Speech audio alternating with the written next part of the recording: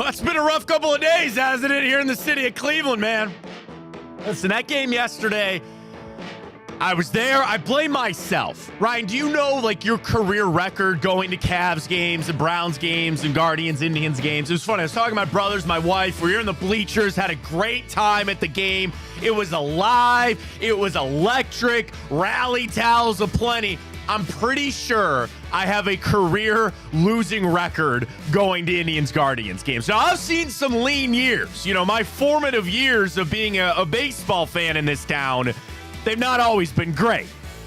Browns, I know I have to be at a losing record on that. Cavs? I don't know. That's a good question. I got to figure it out on the Cavs. But yesterday, that Guardians game, hey, man, they were going to get one. They were going to get one. I guess it had to be when Scooble was on the hill. He's absolutely filthy. I'm a little bothered by the Guardians of, oh, whatever. Okay, fine. They got their one. And it had to come off of Clase. He said after the game he just didn't execute his pitch. So be it. But are you still feeling good about the Guards? Are you still feeling all right about where the Guardians are at? Little wind taken out of the sail, but that's all right. We're back in Detroit tomorrow. Boyd pitched his ass off. That place was electric with Gaddis and Cade Smith getting some strikeouts.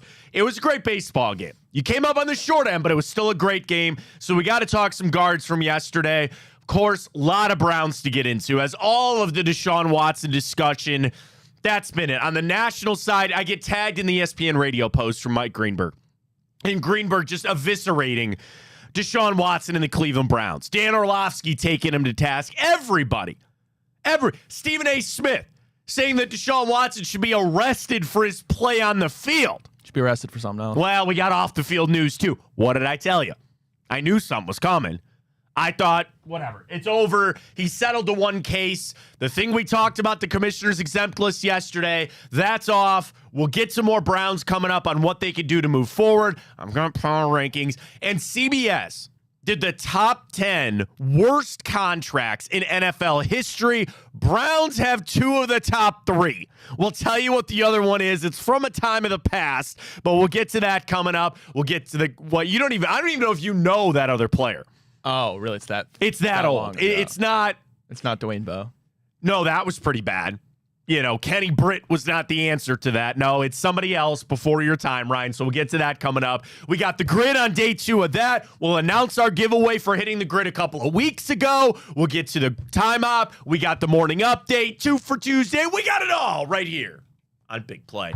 Welcome to the show, everybody. I am Matt Fontana. He is Ryan Tyler. Good morning. Appreciate you joining us. You can follow us on Twitter, X, at Matt Fontana Show, which will be very important for our giveaway later today. So we'll send the tweet out at the end of the show. You're going to get a piece of Guardians swag. We're going to get you a t-shirt, so we'll do that on Twitter, so you got to follow us there. You can always subscribe to the YouTube channel. We're up on Twitch and Instagram as well. Just search for Matt Fontana Show. So we start with the Guards yesterday. 3-0 loss. Clase gives it up. The first ever 3-run home run that he has given up in his career, usually because he doesn't have a lot of guys on base. And I don't have an issue with what Stephen Vogt did, okay? You asked Manuel Clase to get 4 outs. He came out for the final out of the 8th inning, and you assumed, as impenetrable as he's been, that you were going to get your 3 outs. And I was sitting there in the stands, and I liked the move because here's what I said. You figured, as we all did, Clase was going to get out of that, right? No runs given up. And I said, then you're giving yourself 6 outs to score a run. You're giving yourself 6 outs to score a run. Scooble was out of the game. That vest guy throws a million miles an hour too, and you unfortunately came up squadoosh. You know, it started going bad with the walks. I could bitch about the home plate umpire. You know, I was watching the game. I was in center field though, Ryan. I didn't think that umpire was all that good, and I didn't see the report card that came out after, but I thought there were some inconsistencies with that home plate umpire. Listen, I'm not going to complain. It's easy for me to start this day and say, man, that was a great game, and we came up on the short end of it, so instantly it's a bad game or it's the umpire's fault. No, it was a playoff vibe type of game. You went up against the Cy Young Award winner in Tariq Skubal.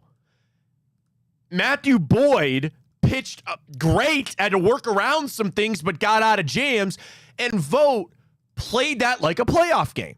That seemed like a Terry Francona type of game. He went to Class A. He went to the bullpen early. You have your off day today, so all those guys should be able to pitch again tomorrow.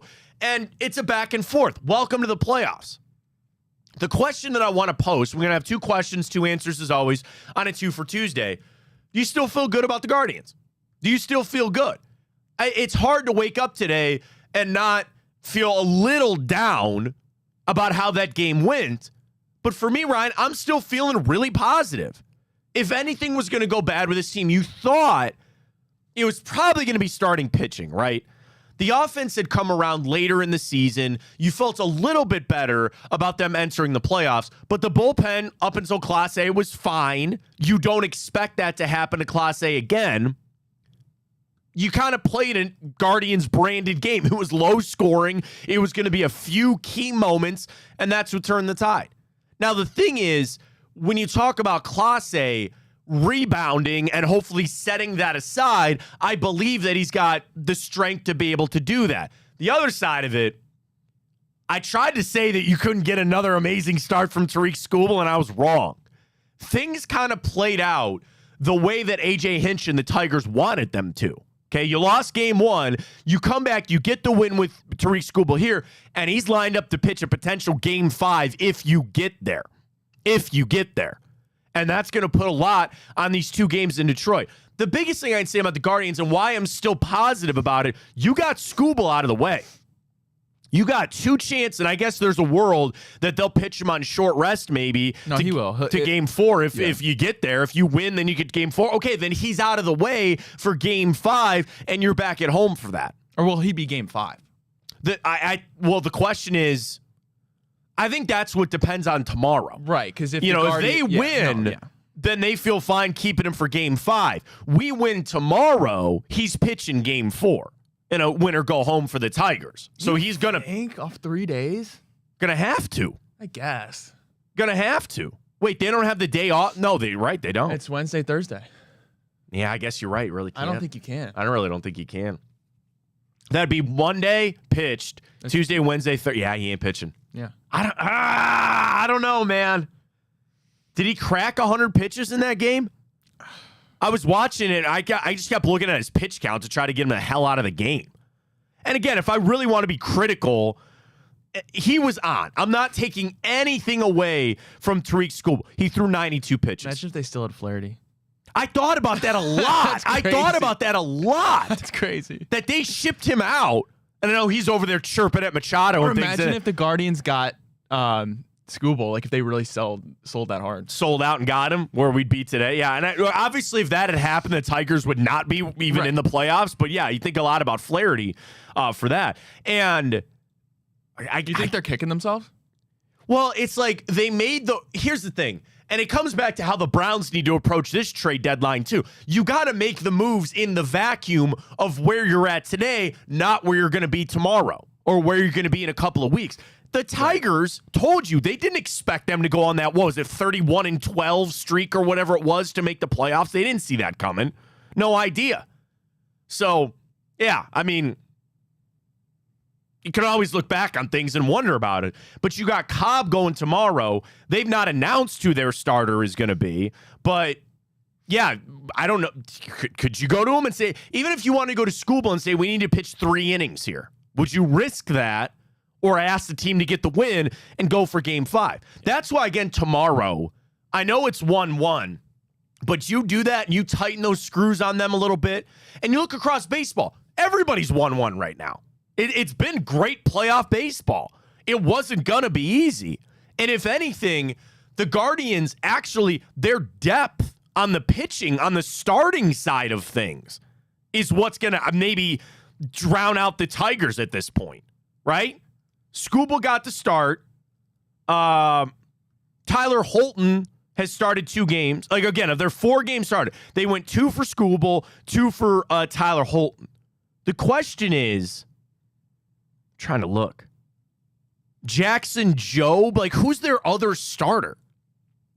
Hang on, I got to look this up. Tigers ALDS roster.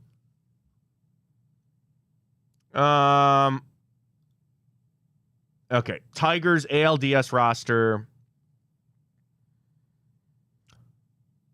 here's all their starters. Bo Brisky, Jackson Foley, Sean Gunther, Brennan Hannafy, Tyler Holton, Brant Herter, Jackson Jobe, Ty Madden, Montero, Olsen, Skubal, Will Vest. Hang on. Let me do this now. Let me pull up their regular season. Regular season, game started. Reese Olson, yeah, he's your starter. Mize left off. Flaherty gone. Kenta Maeda didn't make it. Montero had 16 starts. He's there. So I guess you got two options for tomorrow. They're going to go with Montero or Reese Olson. So that's it. But Alex Cobb hasn't pitched in weeks coming off of his injury. Tomorrow's, obviously, you're 1-1. The game 3 in the 1-1 series is always pivotal. It's always pivotal. Ryan, are you concerned about Clase? No. The walks are kind of what got you. He served up a meatball to Kerry Carpenter. I'm in the bleachers. These Tiger fans, they're lucky they didn't get their asses kicked, to be honest with you. I think it could be almost, and this is hard to imagine at this point, especially, not even 24 hours removed from last night. Yeah. A blessing in disguise. I think there's something to Emmanuel Clase was maybe smelling himself a little bit. As dominant as he's been, I don't know. He came out that 8th inning. I'm sorry, that player who had that hit. Quan caught that amazing catch. Oh, that was great. If you remember who that hitter was. I don't remember, but yeah. And then that throw from John Kenzie, that was electric. From John Kenzie. But if you still win this series, maybe that gives Emmanuel Clase okay, maybe he realizes he is touchable. It's not even that. He doesn't have to do everything. Maybe and that's he was gonna. I guess you could look at it from that standpoint. He's going to give one up eventually. If that's the one, then so be it. The regular season, wanted to give up 5 runs all regular season, gave up a 3-run bomb there. Yeah. Get that one out of the way. The thing is now you got to reset that, but you still have to get him in a position. That's why Alex Cobb tomorrow is vitally important. You can only use Emmanuel Clase when you're in a close game or when you're winning. That's the battle of the starters, is to get to the bullpen. Saturday wasn't a problem, and yesterday you were doing fine. Matthew Boyd did everything that you would have asked him to do to play it out. I think, here's the problem. If I looked at that game yesterday and I said that you had Matthew Boyd, I'm going to pull the box score up here. You had Matthew Boyd go 4 2/3 of scoreless baseball. Cade Smith, inning and 2/3, Heron and Gaddis, 2/3 each, and scoreless. You would feel pretty good about that. Maybe you wanted a little more from Boyd. And the thing is, was it the John Kenzie throw and then they pulled Boyd out right after that? I think it was, right? I can't remember. I think it was. John Kenzie aced that guy at second base. And then Vogt came to get Boyd because he felt like, all right, that was probably going to be a double. He's given up. Well, he gave up 4 hits. Okay, fine. Struck out 5. But you felt like that was exactly how it needed to go for the Guardians. That's why my vote this morning is I still feel really good. That game played out almost exactly how you wanted it to. And you rolled snake eyes. Emmanuel Clase is the best closer in the game. Can I be a little upset on the approach on the offense? Sure. You only had 3 hits, but it was Tariq Skubal, okay? And he was dominating. You had the perfect game going for what, into the 5th inning at that point. Would have liked maybe working the counts a little bit more. I don't know. Try to get him out of the game. It's playoff baseball. You're facing one of the best pitchers in the game. I think people are failing to realize that the Tigers were favored in this game. Probably not heavily, but minus 130. Yeah. You played the best pitcher in baseball, and you didn't put up anything on offense. Right. What did you expect to happen? And the sting is worse, right? Because, in a scenario where you just lost the game, you didn't lose in that fashion where Clase got, I don't want to say shelled, but a couple hits on him, which really should have been 2 hits, but the 3-run jack, of course. People are emphasizing that, which does suck, but realize we're playing 2 in Detroit. There's a scenario where we don't even go to a game 5. And I know that's maybe a lot to ask, but it's really not. It's not like we're playing, I don't know, a Dodgers, a Phillies. And that, to give the Tigers credit, I'm not saying they're the hottest team in baseball right now and in the playoffs for a reason, but I think the panic You would think we were down 0-2 heading into Detroit. I don't really understand the panic. That's why I want to do this question today to kind of vibe where people are at. And you could say you don't feel good versus being extremely panicked or worried. I'm all right, man. Here's the thing. You got Cobb going, then you got Bybee. It would almost be less panic and less worry if you just straight up lost 6-0.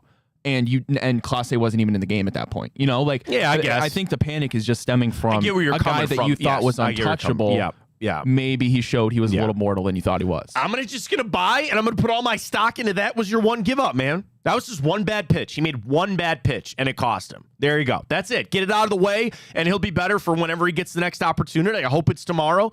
And the owner's back on this game tomorrow. Can we freaking get a night game, please? I know it's the Yankees. Let them have the day game. Just one game of this series. Let them have the day game. Come on, man. Back at it tomorrow afternoon in Detroit. I feel good about the Guards. I think they'll get it done tomorrow. And obviously, we'll have a lot of react to that, or at least a preview for that. Go vote on our Twitter question up at Matt Fontana Show. The question is, are you still feeling good about where the Guardians are at? I say unequivocally, yes, it happens. Welcome to the playoffs. Ryan, cast your vote. Feeling good? Absolutely. Yeah. 60, I would call it 70-30. We're about 70-30 on that right now, early at Matt Fontana Show. So we'll get more to the Guardians coming up. We got a couple of games tonight. And, of course, we'll go around the league on the NFL side of things. Over to the Browns we go. Feeling different about Watson today? I was trying to think about this, where yesterday... In what sense? Like, do you have any fresh or different perspective on benching him? No. Like, no, you're still on board with it. Yes. And yesterday was going to be the public flogging. They were just going to sit there and say, he's trash. They need to bench him. Worst contract in NFL history. We'll get to that list with CBS Sports in a couple of minutes. Yesterday was the day. Yesterday was just the beat the hell out of the Browns day.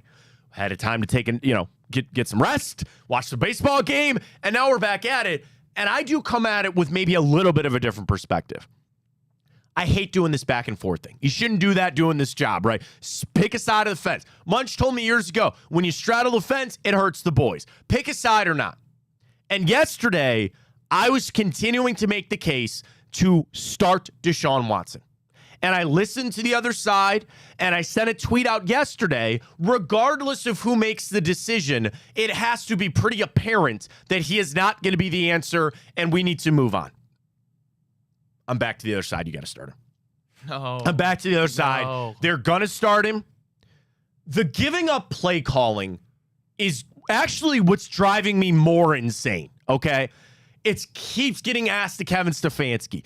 People keep thinking that is a solution to the problem, and I'm telling you it's not. People wanted Ken Dorsey fired a week ago, and now you want to give him play calling? That needs to stop. This Kevin Stefanski giving up play calling thing is a useless conversation.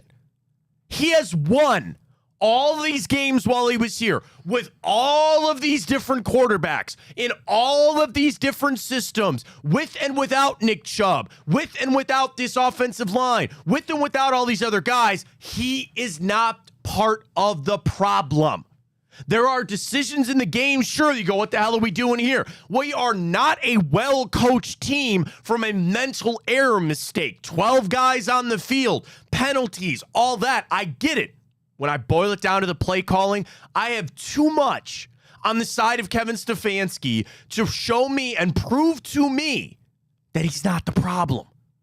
And if you don't have somebody else willing to step into that role that is going to do an equally good job, then you're wasting your time. There is no part of me that wants to see, well, let's just see what Ken Dorsey's got. No. That's not what I'm about to do.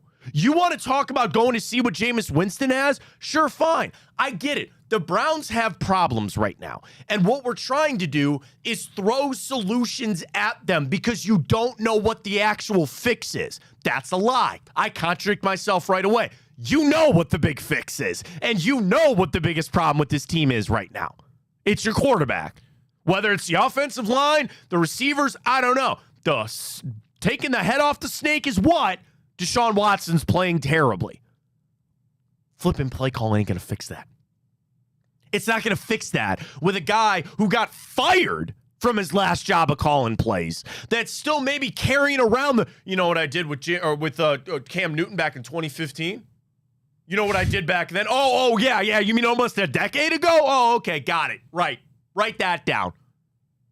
You know, I had a national championship and I almost beat Ohio State again. Oh, is that how we're going to do this? And I feel bad that my anger is now getting directed towards Ken Dorsey, but it is what it is. Seeing him play calls is like the bottom of the barrel.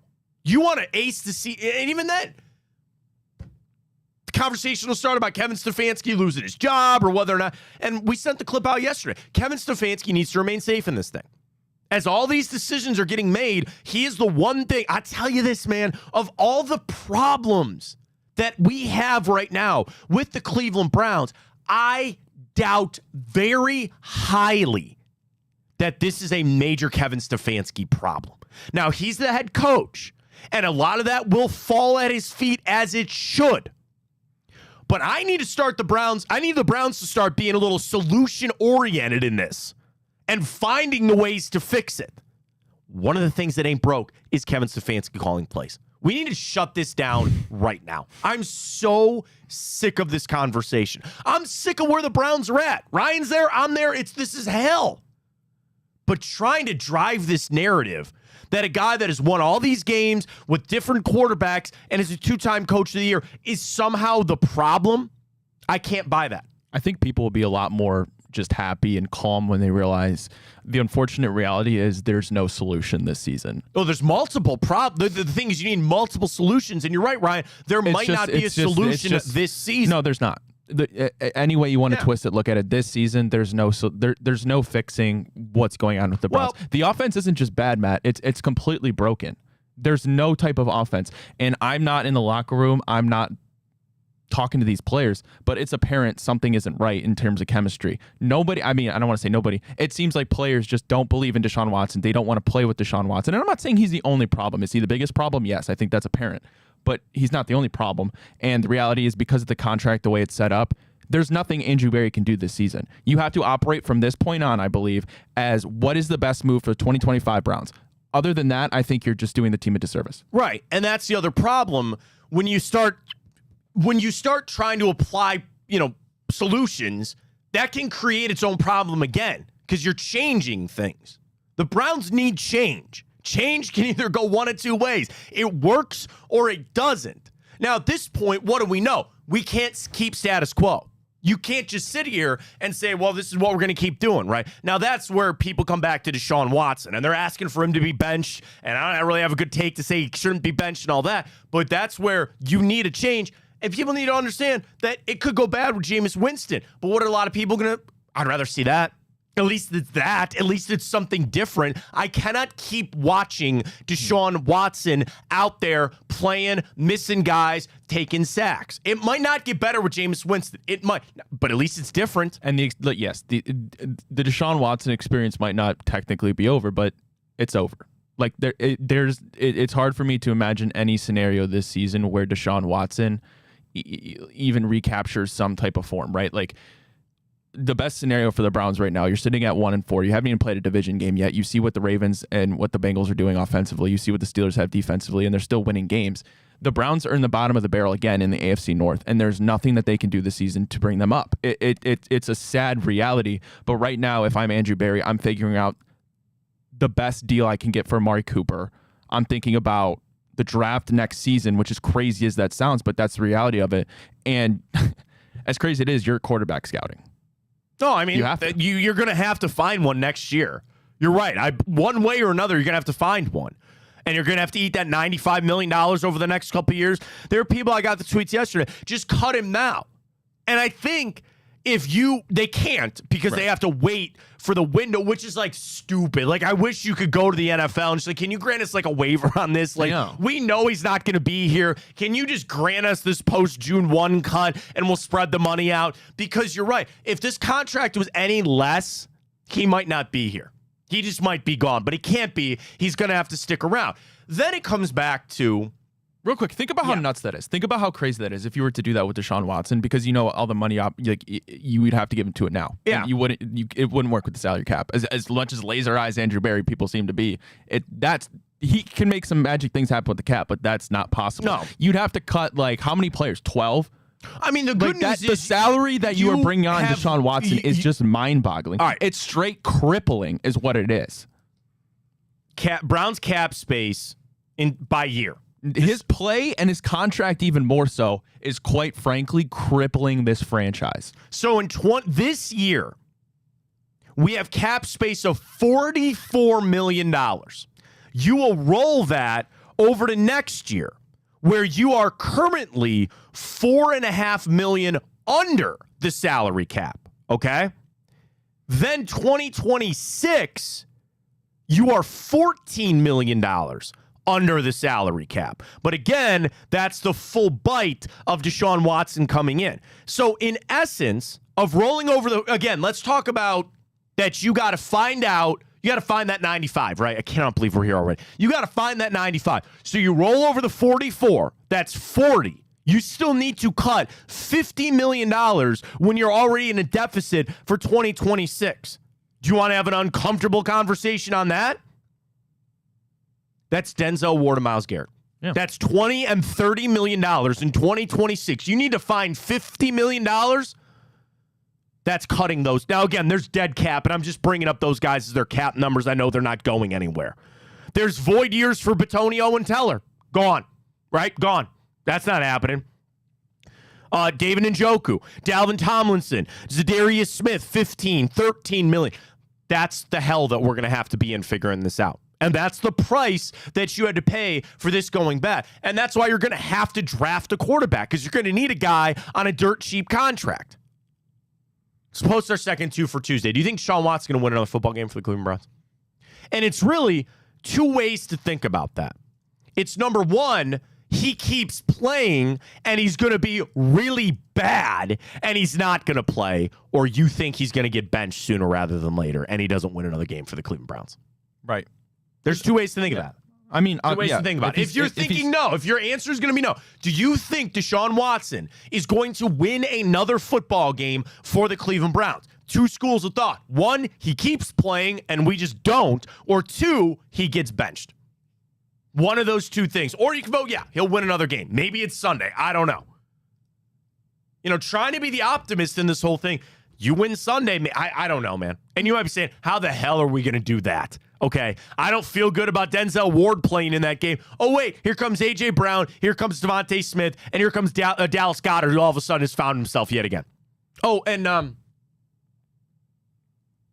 Saquon? Saquon. How the fuck are we going to stop that guy on Sunday? Seriously. That has nothing to do with Watson. How are you going to stop those four guys and Jalen Hurts on Sunday? Oh, boy. Coming off a bye. Woo! Oh, boy. Woo! Here we are. All right, news yesterday with Watson. I said yesterday I felt like there was something with that lawsuit coming out. So from Tony Busby, who, by the way, do you know, I don't know why I saw this, but it is what it is. Do you know that Tony Busby is now involved in all this P. Diddy stuff? Yeah, I saw that. Yeah, he's representing a lot of people on that. So he's going to be a busy guy. The plaintiff accepted the pay, right? Whatever it was. Confidential. What does that mean for Deshaun Watson? This latest lawsuit, I'm sure it was written in there with the video that they allegedly had and everything else. Watson has paid that out. And most likely that person will not cooperate with the NFL. So therefore, the NFL investigation will come to an end. He will not be put on the commissioner's exempt list. Now, we had a conversation yesterday, which tells you how bad things are, about the NFL bailing the Browns out by putting him on the commissioner's exempt list. That is now not going to happen. So now you're just sitting there, he's going to have to play. He's going to have to play. Or, again, bench him or do whatever you need to do. But one of the outs in this whole thing was potentially him going on the commissioner's exempt list. Ryan, that is now over. Unless another one. I have no idea. I said that after last time. I doubt there's any more. And then one did come up. I have no idea. I really have no idea what else might still be floating out there. I'm assuming that's over, but you never really know. So that is another thing to add this whole situation. Yeah, I mean, you're staring down another rebuild unless the only scenario where you aren't forced to do that is if somehow, some way next season, right, you draft a quarterback and you luck into a CJ Stroud, a Jaden Daniels type, but the odds of that are so slim, and given the Browns' history, it's like, why would I even assume that that's a possibility? Sure, but again, it's like we still have so much to go here. You know what I mean? Like, there's still so much meat on the bone of this season. It's kind of why it's like eventually maybe start Dorian Thompson-Robinson. I don't know. There's a chance he could be your future guy. I don't think so. But do they just need to cut this here? Do they just need to make the decision that we're all trying to avoid and bench Deshaun Watson? I am going to continue to say no. But I will tell you this, that if Sunday doesn't go well again, and especially, well, I don't want to say that because, okay, honestly, here's my thing.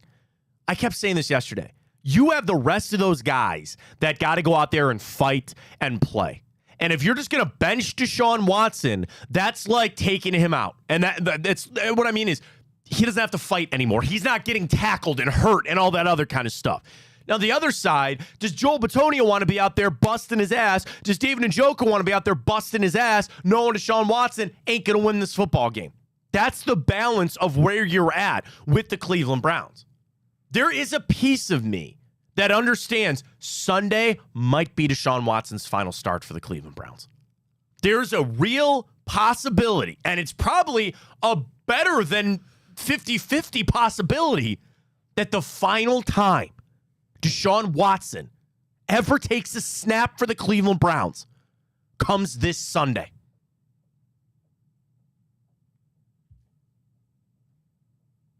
Wow. $230 million.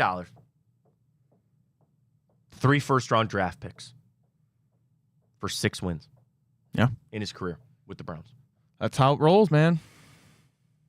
And if we're going to talk about operating for what's best for the Cleveland Browns heading forward, which is what they should be doing, is starting Jameis Winston. Not only because, I mean, we talked about it. Like, at that point, I'm not even more so concerned about getting more wins. It's more so having a quarterback that can deliver just so you can see what you have outside, like other position that's wins. The experiment of, is it the offense? Is it the quarterback? Can you get the other guys? Nobody wants to go out there and be playing lame duck seasons, right? Nobody, or games, right? And then eventually you will have to trade Amari Cooper. You know, those have to go one in the hand too. If you bench Deshaun Watson, you better trade Amari Cooper the next day. Right. You know, hey, David Njoku, man, you're paid. You're going to be here. Sorry, you got to play. You know, Myles Garrett, you're paid. You're going to be here. Denzel Ward, you're paid. You're going to be here. Amari is not. And if he sees those numbers, and again, maybe he goes in there and he lights it up with Jameis Winston like he did with Joe Flacco. I don't know. But I just think those things have to go hand in hand. If you benched Watson, you have got to trade Amari Cooper. You're going to love this comment. Sure. Preston. YouTube, thank you. The fans are the reason the Browns are so bad. These fans are okay being average because y'all ain't never had 2 good seasons in a row.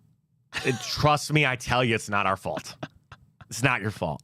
It's not your fault. Goodwill Hunting, it is not our fault. We have nothing to do with it. Same guy said we need to watch the all 22 of every play and player before commenting. Oh, I watch it, buddy. Trust me. Oh, I see it. I keep seeing that Devin Bush play in my head over and over and over and over and over and over again. 4's up, baby. 4's up. Preston's on the payroll. Devin Bush. Tackling air. Tackling air. And that's the thing. There are a lot of other problems. There are a lot of other problems with this team. The one thing that I don't know if we remember enough is the mental side, and I'm going to say specifically confidence of your football team. And here's what I'm talking about. Even with the Browns, when we were rolling, right? Which Preston is right. Sounds like he's an anti-Browns person over there, but fine. He's right. The Browns have not had back-to-back successful seasons ever, right? At least since 1999. It's been a long time. But in the years that we were successful, Ryan, what was one of the things the Browns had? Confidence. That they were going into games and had chances to win. Now, a lot of that is predicated on the quarterback. But I'm going to talk to the vast majority of people out there. We all played sports at some point, and I'm going to talk about team sports, not tennis, not wrestling, team sports. You were on a softball team, you were on a basketball team, if you did play football, right? When you stepped out on that field, you had a good idea if you were going to win or lose, right? Majority of games where even if that opponent was really freaking good, if you believed in yourself and believed in your team that you were at least going to be able to scrap and fight and see what happens, that is the mark of a good team. The Browns are a horrible team right now, and they are mentally broken. And the problem is there might not be a path to fixing that. You can try to duct tape it and super glue it back together the best you can, but they are a mentally broken team. And it's unlike the Broncos or the Raiders or the Panthers, right? Those teams entered the season feeling like we're probably going to be garbage, right? But you get a couple of wins and you start building that confidence back up. That's one group. Then you have another group of teams that feel confident because they know they are that good. Those are usually what? The elites, right? The Chiefs and the Ravens and even the Eagles to a point. They feel good about the games they play. That's why the Steelers are so good. They believe. They believe. Even with Kenny Pickett, even with Mason Rudolph, they always believed that they could win games. The Browns have lost that belief. I hope they can regain it. Not this year, but in the future. So it's not always tied to the quarterback, but it's the collective of the team. The issue is, and this is why, again, I'm going to give maybe a pass to Kevin Stefanski, and I'm keep coming off as the Stefanski apologist, and I don't know what to tell you. The issue is they could have Tom Landry or Curly Lambeau or Bill Belichick in Lou Groza Boulevard right now talking to the Browns. They're gearing up and getting ready to go for a game on Sunday at Philly. Don't nobody believe they can win that game. Don't nobody believe that. That's your problem. That's the problem. And let's not get it lost either that the Browns roster this season is almost exactly the same as it was last season. And guys that are in that locker room, guys, change? They don't forget. What's the change? Yeah, no, it is all mental. Right here. And my point is, right there. The guys that played last year, they don't forget what good football and good quarterback play looks like. They know what it looks like. They know. And they know that they're not getting it right now. And there's clearly other imminent problems besides Deshaun Watson. That's the other thing. I understand that. But at the same time, you have the worst QBR in the league. You are quite literally the worst quarterback in the league in nearly almost every metric. And that has something to do with the offense. I get it. The play calling isn't great right now. The offense is completely broken, and it isn't all 100% Deshaun Watson's fault. It's never one player's fault specifically, always. But let's not mince words here. He's been awful ever since he got to Cleveland. The thing is, when the Steelers were winning, when I was talking about Kenny Pickett, they had something to fall back on. More often than not, it's what? Their defense. And the defense says, we will drag you along if we really need to do it. The Browns don't have that anymore. And there is something to they don't have when that. Your offense is quite frankly the worst in the league, it's nearly impossible for that not to at least bleed over into every other area. Like, the thing is, when you watch, us watching versus them playing is so different. And there's times that you see it start to bleed over and you get the vibe. It's different for those guys that have to walk through those doors. And I know you say, okay, they get paid millions of dollars and they should be professionals and all that other kind of stuff. But okay, fans, and even we're at this point now, sometimes a win just turns things around for the fans pretty quick. That locker room, I feel like it takes a lot more. We're pushing this boulder back up the hill to try to get confidence back in this football team. That would lean back to what? Putting Jameis Winston in there. Maybe you can get some more confidence back. But it's going to be a hard road to go. It's not going to be easy. Another comment you're laughing at over there? Yeah. Rockford says, This is regarding, we asked, do you think Deshaun Watson will win another game as the Browns starting quarterback? Rockford on Twitter. Depends. Is he getting his quote-unquote massages? Seemed like that was when he was at his best, kind of like when Tiger was banging 2 strippers at a time.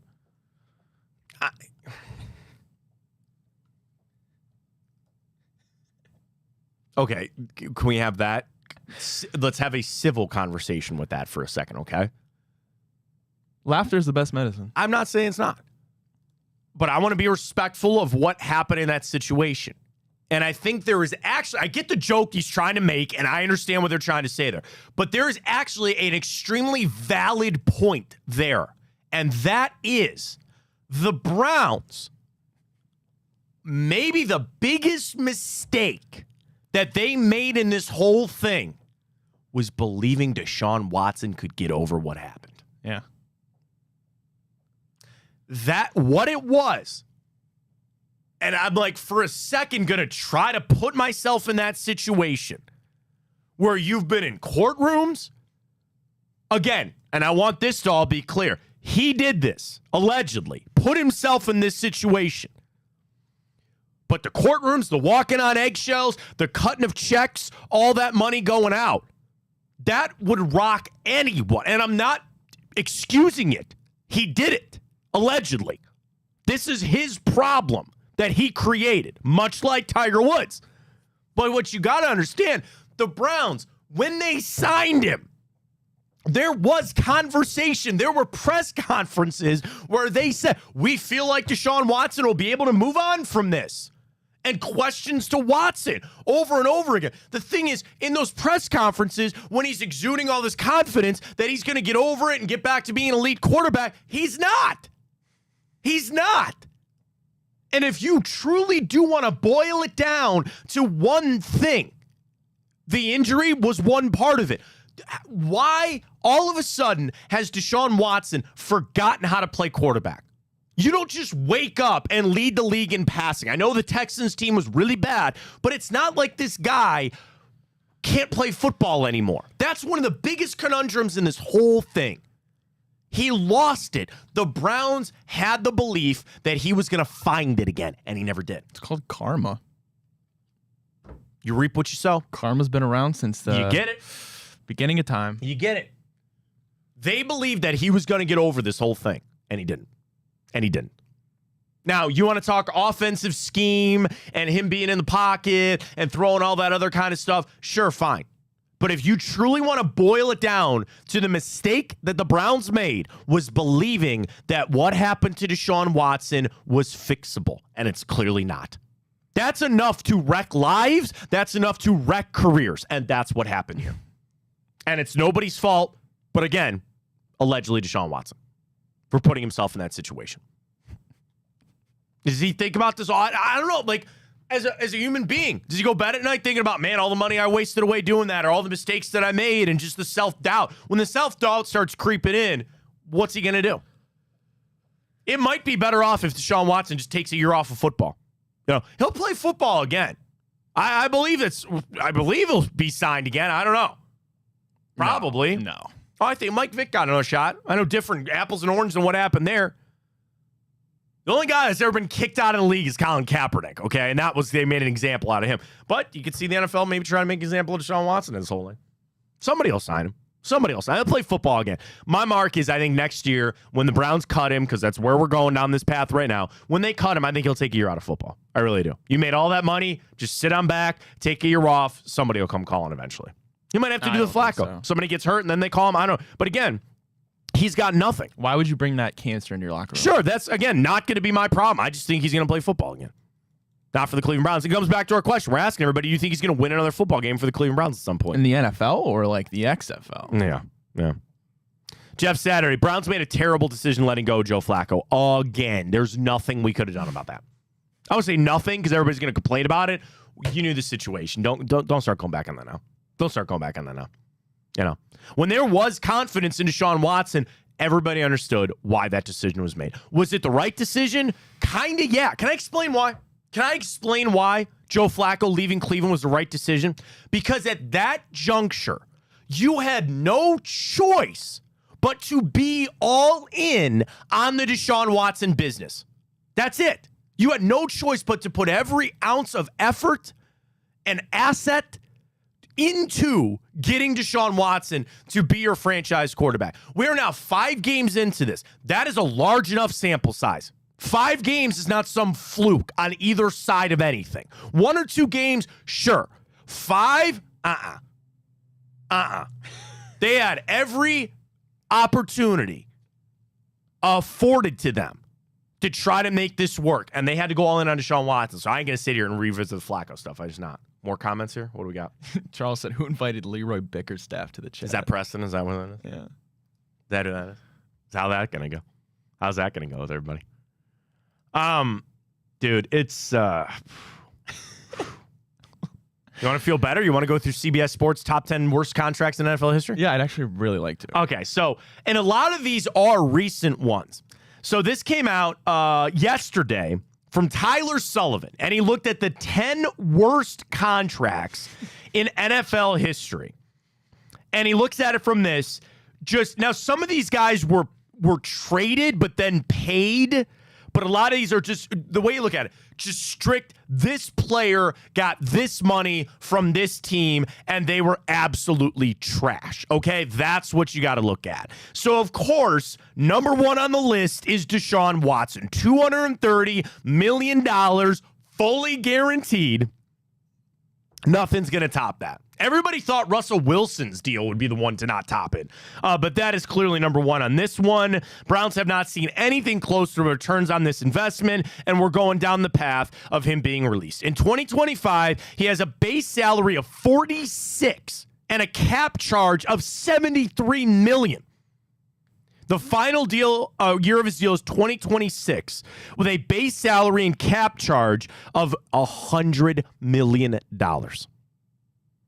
Essentially, there's little room for Cleveland to get out of the deal anytime soon, given its fully guaranteed nature.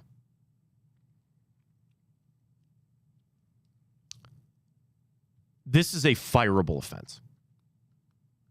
The problem is, we know who made the call. Anybody else in any realm, if this was business, okay? I think about, like, companies, right? And they stock reports, or, Baldwin Wallace, okay? I'm a proud Baldwin Wallace graduate. They had an accounting error that cost them, I think, $20 million. And they came out last week and they said they're cutting programs and they're firing a bunch of people, okay? If you had any business on the face of planet Earth that came out to say they wasted $230 million, people are getting fired. CFOs and CEOs and COOs and any other thing that starts with a C. Chief Operating Officer, Chief Executive, Chief Financial, whatever. There's people that get fired. If you just want to look at it, if the Browns were a company and they had a board of directors, they'd be voting to fire the Haslams. Think about it. If this was a publicly traded company, if this was almost in any other walk of life other than sports, and there was a board of directors, the Haslams would lose their ownership over a move like this. And especially with the track record. And I've been one that's defended the Haslams. They paid a lot of money. They've learned from a lot of mistakes they made. There is none bigger than this. And I don't mean to sensationalize this, but I'm just going to say in my lifetime, this has been the biggest mistake that has ever happened to this town from a sports standpoint. That's what they all get. That's it. You're done. You're out. LeBron leaving, whatever, okay? The letter from Dan Gilbert, fine. I can't even think about anything with the Guardians, right? In the sports town side of things, this is the greatest mistake in the history of our sports. Modell leaving kind of maybe isn't even that big anymore. You got your team back. They came back eventually. There's a world. Clip this. Okay. There is a world that the contract the Browns gave to Deshaun Watson has done more damage to this team than Art Modell moving them to Baltimore. I try to think about what Deshaun Watson brought. He is going to set this franchise back for at least 5 years. At least 5. Browns were only gone for 3. Now, you're going to come back and say, look who the Ravens drafted. They got Ray Lewis and they got Jonathan Ogden. And the Browns came back in 1999 and they were nothing. Well, the Browns made the playoffs a couple years in. I think the worst thing that ever happened to the Browns coming back was old man Lerner dying. There's a case to be made that Deshaun Watson's contract, given to him by the Cleveland Browns, has done more damage to this franchise than Art Modell taking the team away. That only cost you a couple of years. This is going to cost you a minimum of 5. And the problem is, I don't know how much worse it's going to get. You want a sobering fact right now, Ryan? This is far from over. We are smack dab in the middle of this. You're going to feel the ramifications of this for another 3 years. This is not something that you're going to feel better about next week. This is something that is going to anchor and weigh down the Cleveland Browns franchise for another 3 years. You just got to laugh at it. I don't know what else to do. You just got to laugh at it. And I guess it might not be all that bad, and maybe Andrew Berry can be a wizard and all that, but dude, it's going to be a long road. This has been a horrible, terrible journey thus far. Yeah. And that's with us making the playoffs. We made the playoffs last year. Can I get your thoughts on this comment? Sure, please. Preston again. Y'all ran out of town. The best quarterback y'all had in Baker. Flacco got blown out in the playoffs, and y'all didn't say shit. Y'all was proud of it. That's a loser mentality. The Baker thing, he has self-admitted that he was a part of that problem, right? Right? Preston, go to the many clips, not eclipse, many of the audio clips of Baker Mayfield admitting that he had a hand in that. Now, yes, I don't think the Browns handled it all that well, and I was a Baker believer. I said on a clip that ran a lot at my prior stop that I thought the Browns could win a Super Bowl with Baker Mayfield. I said that 3 years ago. And look what he's doing in Tampa. I didn't run anybody out of town, okay? But I also know how that went down. Baker opted to not get the surgery. They played games with his contract. Don't that always gets forgotten in this whole thing too. They were playing games with his contract because what did they say? He didn't knock them over the head and prove without a shadow of a doubt that he was the franchise quarterback. There was all this conversation of like, they're kind of winning despite Baker. Or Baker's not this guy throwing for 350 yards every single game and all that. There was issues on both sides. There was mistakes on Baker's side, and there were certainly mistakes on the Browns side. So what? The Joe Flacco thing, I already discussed that. You had no choice but this offseason to be all in on Deshaun Watson. If you go on all in Deshaun Watson, you can't have Joe Flacco here. So, revisionist history. Yes, you're right. Okay, Baker Mayfield ran him out of town. Look what he's doing now. Sure, fine, but he was culpable in that thing, too. He was culpable in that, too. All right, number 1 on Tyler Sullivan's worst NFL contracts in history is very much Deshaun Watson. Number 2. Okay, I'm going to give you some hints because I would prefer like, can I get an era? Yes, you know what that's I mean? what I was going to give you. Okay, this is the 2000s. I'll tell you what. This guy signed this deal in 2009. Okay, do I get position or is that? I'll give it to you if you want. D tackle. 2009 D tackle. Oh, geez. I don't know if you'll get it. I'll explain it to you about this guy, but yeah, I don't think I'm going to get it. Do you hear the name Albert Hainsworth? No. Okay. So let me give you a little background on Albert Hainsworth. He started in Tennessee. He was a first-round draft pick in Tennessee. In 5 years in Tennessee, he only had like 1, 2.5, 3, 2 sacks or whatever. He explodes. I'm sorry. He was in Tennessee 1, 2, 3, 4, 5, 6, 7 seasons. Okay. His first 5 seasons, he only had a career high of 3 sacks in one season. Then he exploded for 6 and 8.5 sacks in 2007 and 2008. I remember that. Albert Haynesworth, people kind of viewed him as like Aaron Donald. Not quite to the level of Aaron Donald, but like he was a Chris Jones. You cannot block this guy. He is going to just, kill you. And just from the D tackle position, he's going to be all over it. Okay. So then he hits unrestricted free agency in 2009. After 2008, first team All-Pro, Pro Bowler, and the Defensive Player of the Year by the Sporting News. Not by the AP, but by the Sporting News. So then, here comes the destitute Washington Redskins franchise. And on the first day of free agency, they sign him to a 7-year, $100 million contract. Do you want to know what else is crazy on that, Ryan?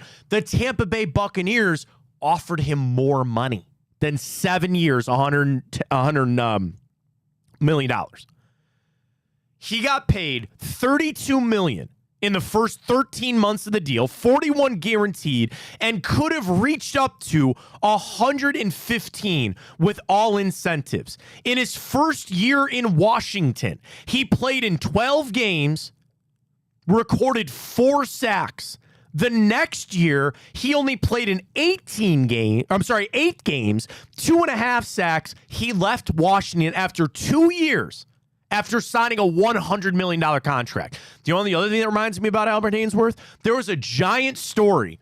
He couldn't even pass the conditioning test. So I remember this vividly. Mike Golick of Mike and Mike, decades removed of playing in the NFL, went out and ran the conditioning test and passed it that Albert Haynesworth couldn't. That is number 2 on Tyler Sullivan's worst contracts in NFL history. Albert Haynesworth, 7 years, $100 million for almost jack squat nothing. Now, this is one that you're not going to get. Okay. Number 3, this is also the Cleveland Browns. Do you know about Andre Bad Moon Rison? No. So Andre Rison, another first-round pick, played in Indianapolis before I think he ran into problems there. They traded him to the Falcons, okay? He then, with Atlanta, was there for 5 seasons. 5 seasons. He eclipsed 1,000 yards in 4 out of the 5. The only other one was 976. Here's the incredible thing. 4 out of those 5 seasons, he had double-digit touchdowns, including leading the NFL in yards, in touchdowns in 1993. 1,200 yards, 15 touchdowns, which led the league. He then comes to the Cleveland Browns. Art Modell, who reportedly had to have his wife take out a loan in her name to sign him to a 5-year, $17 million contract. Now, you might laugh at that money and say, what? Ryan, that was the richest wide receiver contract handed out in the NFL at that time. 1994. 5 years, $17 million. He came to Cleveland for 1 season. 700 yards. Browns end up leaving. He goes to Jacksonville and Green Bay. That's Andre Bad Moon Rison. Cool name. Great name. Well, his name's just Andre Rison, but they call him Bad Moon Rison. I didn't think that was on his birth certificate. I didn't think so either. Then the other thing was, do you know Lisa Lopes of TLC? Left Eye? No. They were dating. She burned his stuff in a bathtub. What, did he cheat on her? An altercation. Relationship was rocky. A lot of domestic violence. And during one altercation in 1994, she took all of his shoes, put them in the bathtub, and lit it on fire, ended up burning their house down. She was charged with first-degree arson. Yikes. Yeah, that's Andre Rison.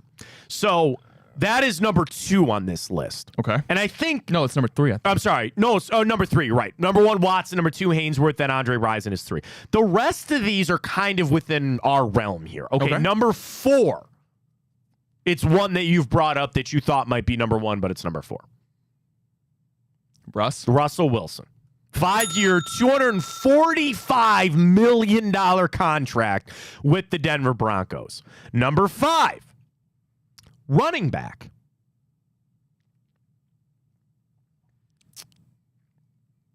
Oh. Is it the Saints? No. Do you want the team? Yeah. The team that gave him the deal is the Jets. The Jets in 2005. No, 2019. Oh, you said 2005. I did? Yeah, that's awesome. I'm sorry. 2019? 2019. Le'Veon Bell. Le'Veon Bell is correct. 4 years, $52 million after he sat out of a season. In his first year with the Jets, he did total 1,200 yards from scrimmage. But a hamstring injury caused him to miss the first month of 2020. Then he liked a social media post criticizing his use in the offense with then Adam Gase. Remember that? The worst coach maybe in NFL history. They activated him off injured reserve. They released him after failing to find a trade partner. He got paid $35 million guaranteed, making him the second highest paid running back in the NFL at the time. He played 17 games for the Jets. Le'Veon Bell is number 5. Again, this is the list of the worst contracts in NFL history. We are to number 6. I'm on a roll. This guy entered free agency also in 2019. Okay. Quarterback. Okay. Quarterback 2019.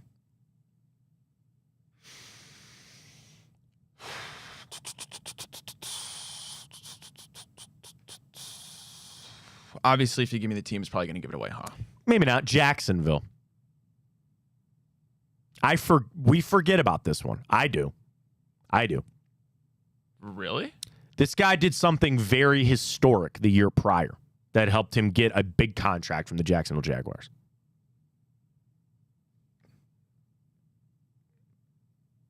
Well, that's like the era of Blaine Gabbert and like... It wasn't him. He was going there to replace those kind of guys. Blake Bortles was gone. Blake Bortles, right. Blake Bortles was gone. Who the hell? The Jaguars quarterback. I forget about it too. He signed a 4-year deal, $50 million guaranteed. 88 was the contract with incentives up to 102. What?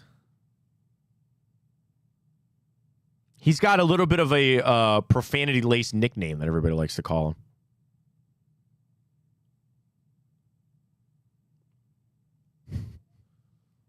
What?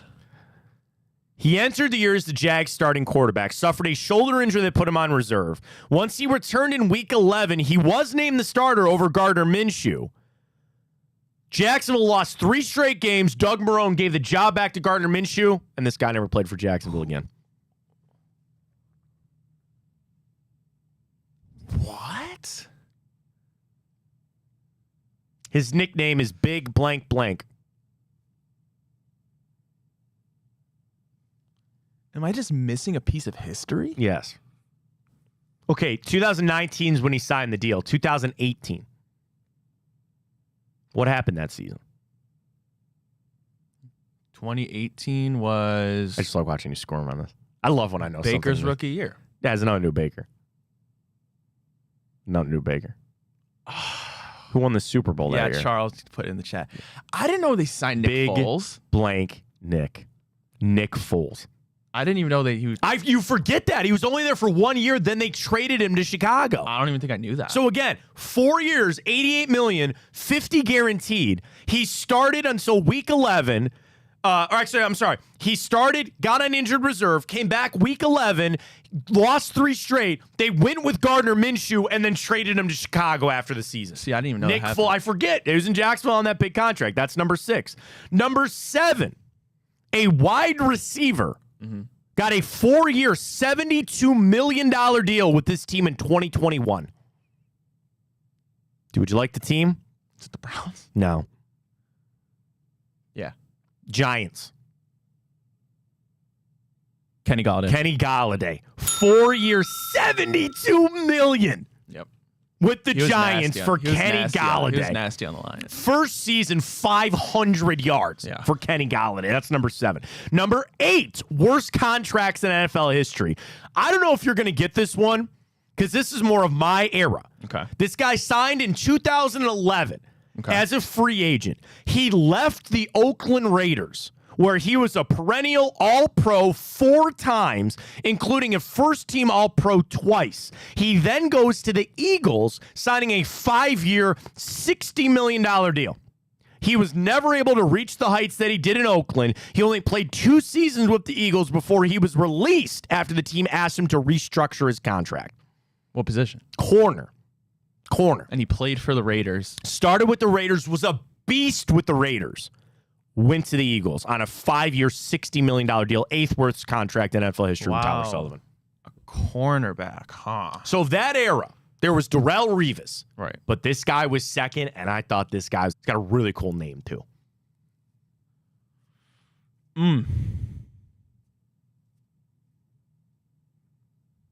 I know you might not get it. Yeah, I don't think I'm gonna. Nnamdi Asomugha. Okay. Nnamdi Asomugha. Definitely heard of him. Was the guy. 5 years, $60 million with the Eagles is the 8th worst. Number 9. This was probably one of the bigger examples of a backup quarterback stepping in for an injured quarterback and then getting a lucrative deal, much like Nick Foles. But this guy was the precursor to Nick Foles. He signed a 3-year, $20.5 million deal with the Seattle Seahawks in 2011. This was right before Russ. The story on this goes, they signed this guy to be your starting quarterback. He never started a game because Russell Wilson took the job from him. Oh, shit. What team did he come from? Green Bay.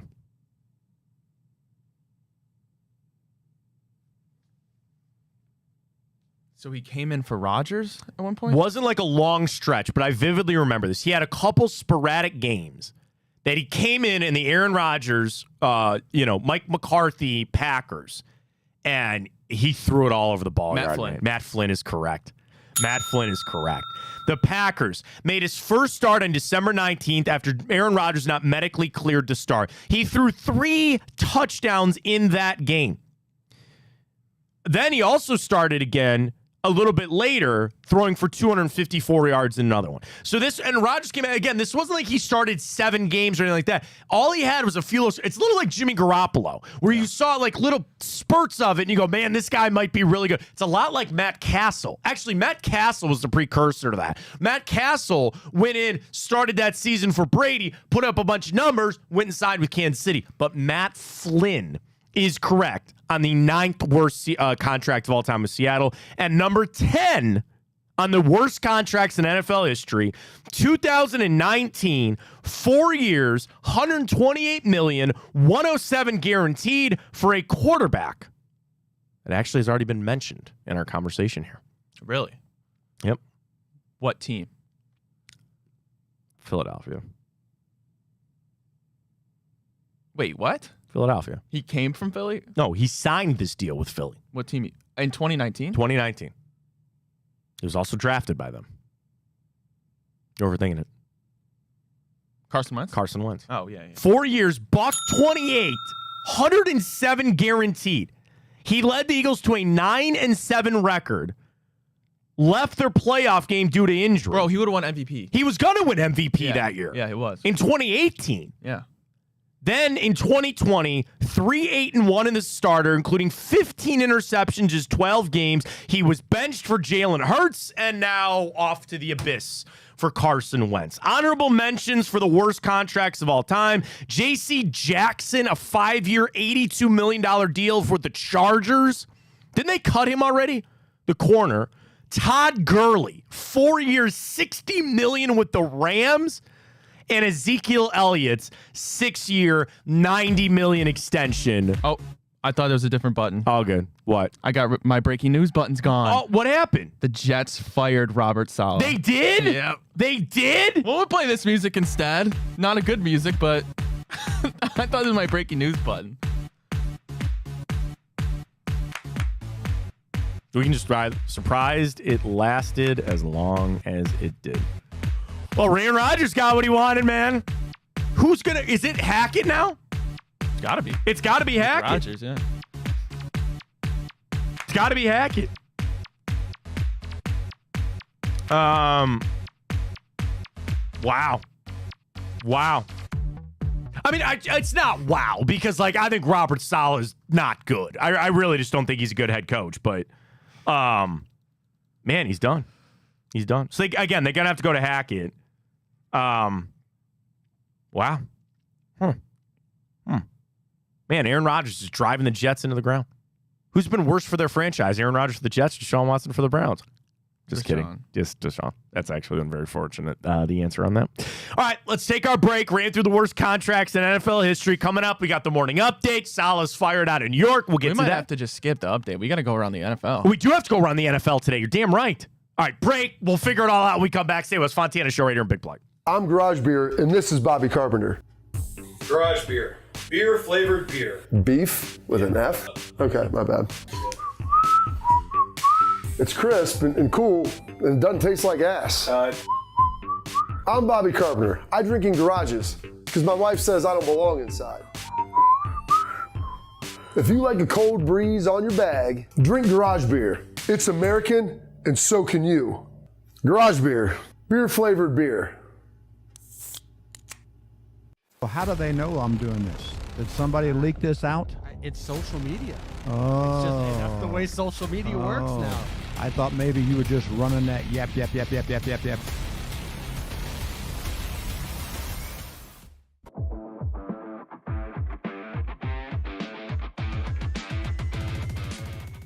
Even though our strength of schedule was number 1 in the NFL, I think we have the dogs up front. We have the dogs in the back.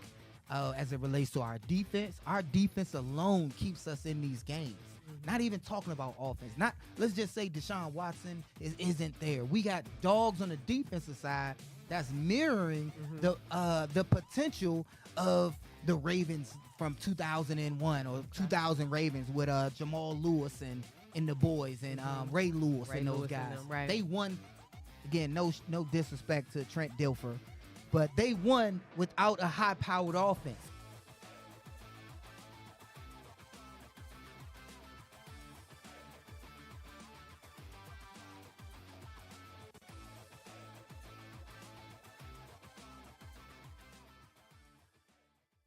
I don't buy into this nonsense, this conspiracy nonsense that he's got his money and he's dogging it.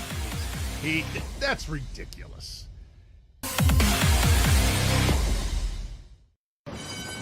They're off in the Kentucky Derby as Authentic takes them around the far turn.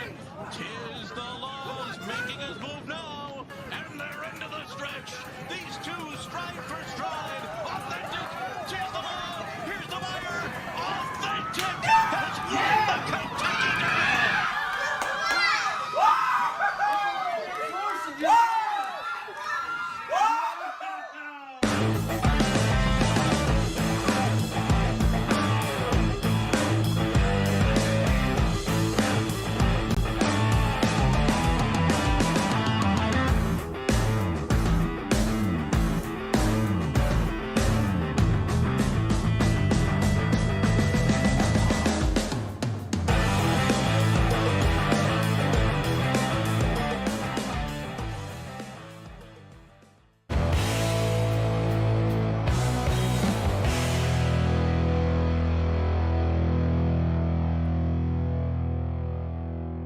Tis a Tuesday, tis that time. What is that? All my buttons got switched. What happened? Like, okay, behind the scenes, you came in this morning. The studio has been demolished, basically, because we had so much other stuff going on. Should we just figure out what all my buttons are? Who changed your buttons? I don't know. Should we figure out what they are? Yeah, go ahead. Hit them all. All right. All right. What is... That's like... Big band. Okay, what's that for? Okay, not that.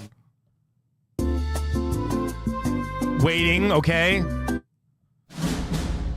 Not us either.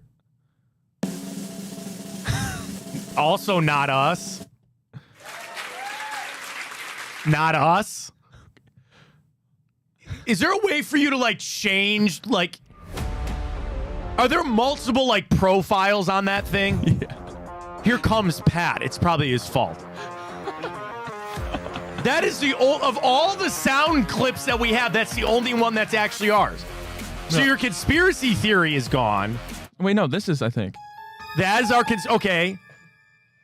But then where's our time hop bet? I think this is it. That's time hop. That okay. Then the Warning update. Oh, all right. Okay, now we're good. I think we're good You now. just had to find them all. Yeah. All right. We should probably label those in somehow, some way. All right, we're back. We're fine. Sorry, Pat. I didn't mean to blame you on that whole thing, but here we are. All right, time to go around the league. We got the games, got the updates. Ryan, please take it away. Alrighty, Matt. Well, pretty interesting week. Scorebook out. Yeah, I again, once again, per usual, I imagine I did pretty bad. No, we were about 500. Were we? We're about 500. We both took KC last night, so that's good. All right, well, let's go over the pond to London. The Vikings, they are undefeated. They're 5-0. They beat the Jets 23-17. Sam Darnold just 179 yards and a pick, but the Vikings defense wills them to a win. Aaron Rodgers 244 yards, threw 2 touchdowns, but 3 turnovers. Garrett Wilson 22 targets in this one, Matt. He led the way, 13 receptions, 101 yards and a touchdown. So now we need the news, right? Robert Saleh's fired from the Jets. Aaron Rodgers got a low ankle sprain and all that. Are they going to go get Devontae Adams now? Like, if Aaron Rodgers is going to run the franchise the whole way like he is now firing Saleh, then you might as well go get Devontae Adams. And they'll turn it over to, I guess, Nathaniel Hackett at this point and see what happens with that. I don't freaking know. But I tweeted this, and I'm going to ask you the question, Ryan. Do the Jets suck? Do the Jets suck? And I say this. Aaron Rodgers is playing like a 40-year-old quarterback, okay? They're not getting Breece Hall a lot of carries. Frankly, because I love Braylon Allen. I loved him coming out of the draft. You need a running back. You got a good bet to go get one out of Wisconsin, okay? Just saying that. So they're giving more carries to Braylon Allen, which is fine. The connection between Rodgers and Wilson, people are really concerned about. But again, Lazard, like, it's built up for Aaron Rodgers. The defense, Sauce got banged up. He's still really good. Honestly, I thought about this a lot. How different would it be if Hassan Reddick was actually there? If he was there, actually, yeah, Saleh fired. Yeah, we were talking about earlier. Like, you know, I kind of feel bad to a point where he was in a bad situation. He was in a lose-lose situation there. They should have fired him before the season, but whatever, here we are. Do the Jets suck? I asked that question. I just think Robert Saleh was not a good head coach by any means. He's the fall guy. I think you're just seeing it's a 40-year-old quarterback coming off an Achilles injury. 100%. And the defensive line hasn't been as good as they were. Because they need Hassan Reddick. Why they let that situation boil over to where it is now. Now, the thing is, this is... Okay. Jeff Ulbrich is going to be their interim coach. Jeff Ulbrich. Who is that? I don't know. That they're DC?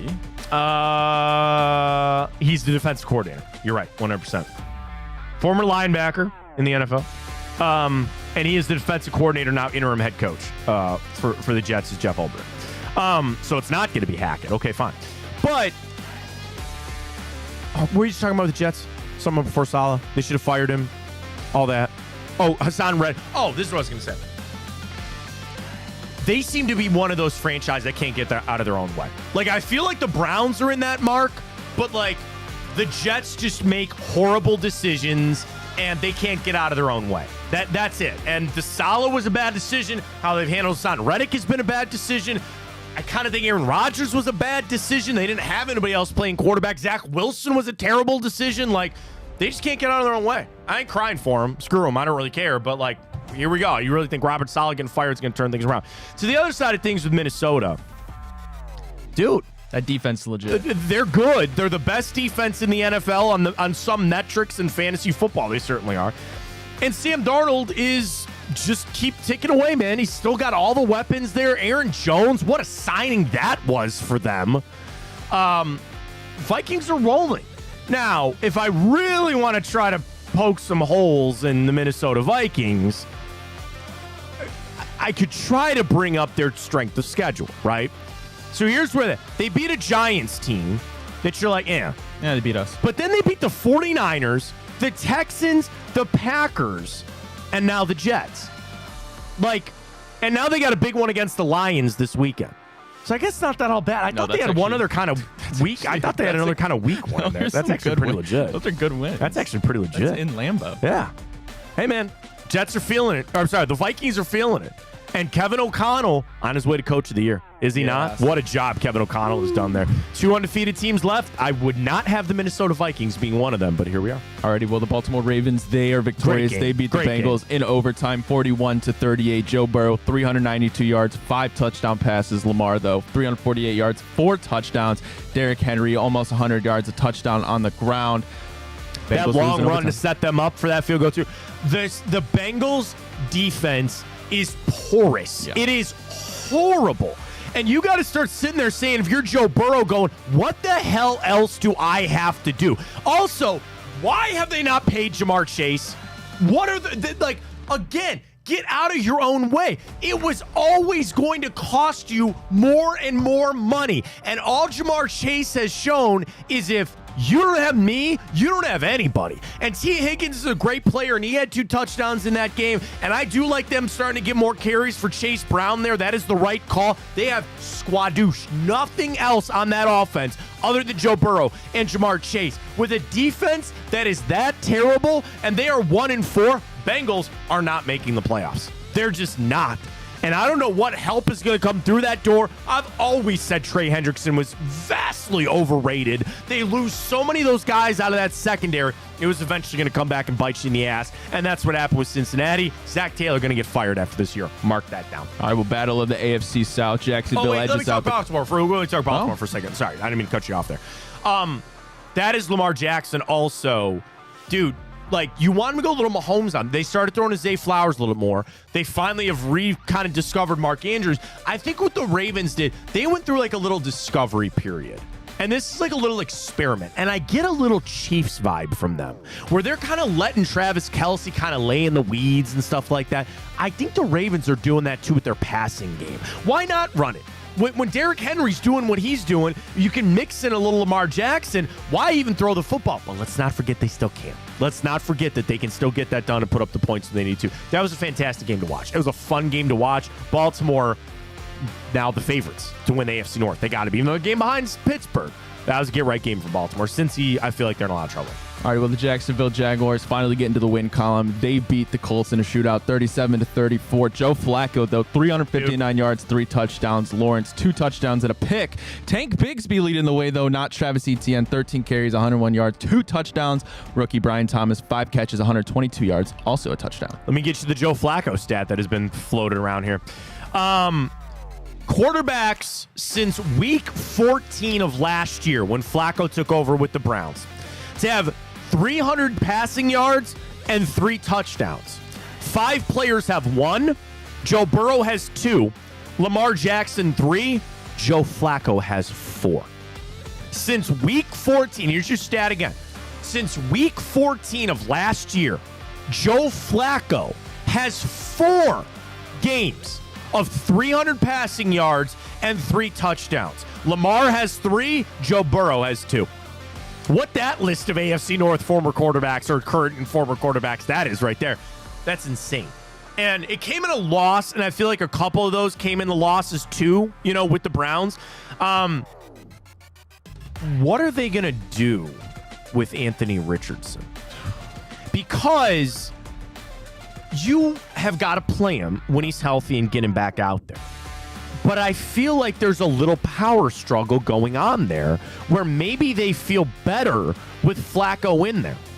You have no choice but to go back to Anthony Richardson when he is cleared and he's healthy. But that Colts team, something's stinking. Jonathan Taylor didn't play in that game, right? They're not even throwing it to Michael Pittman. Pierce had the big one there. I don't know.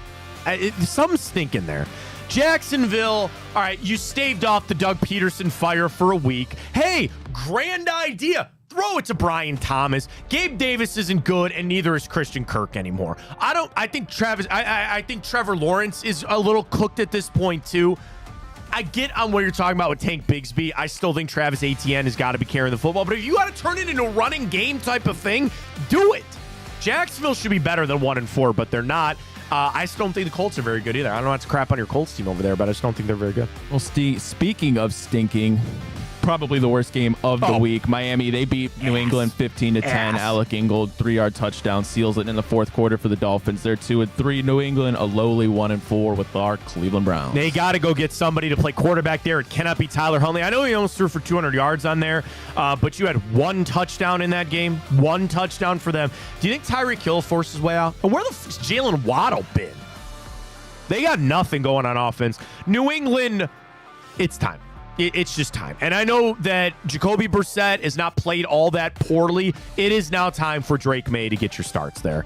And they're 1-4. They'll be a top 10 pick again. Make the move. I said by Halloween that he'll be in there. We're getting close to it. Make the move. But for Miami, like, here's where you sit with Miami, right? They're 2-3, okay? Tua is out 2 more games at minimum if he even comes back. Dolphins are at the Colts this weekend. Then they host the Cardinals. Here's the stretch that they're going to have to get Tua back for if they want to win. They go at Buffalo, at the Rams, home versus the Raiders, and home versus the Packers. You're going to have to win 3 of those 4 games if you want to keep in this thing. Then they have the Packers, Jets, Texans, 49ers, Browns, Jets. Miami's schedule does not seem all that daunting, but they cannot win without Tua. Why are they not going to get a quarterback? Why are they not? And maybe they're trying to, and nobody's willing to give one up to help them out. I just don't understand how they don't make a splash to go get a quarterback. You have a team that should be built, but now they lose Jalen Phillips. That defense is bad. I think Miami misses the playoffs. I do. I said that, didn't I? I think you did. I did. You might have. I have to go. Actually, Do you have them written down? I do.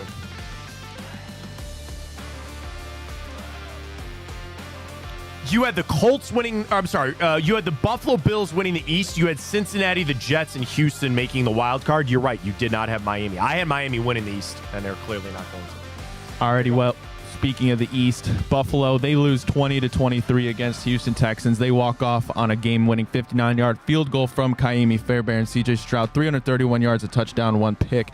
Josh Allen, no turnovers, just 131 yards. Houston proves to 4-1. Is that 2 straight now loss for the Buffalo Bills there? Yep. Yeah. I don't know. Like we sleep on Houston. The biggest question is Nico Collins, who pulled his hammy on that touchdown. They still don't have Joe Mixon. They'll get him back. CJ Stroud is an eraser.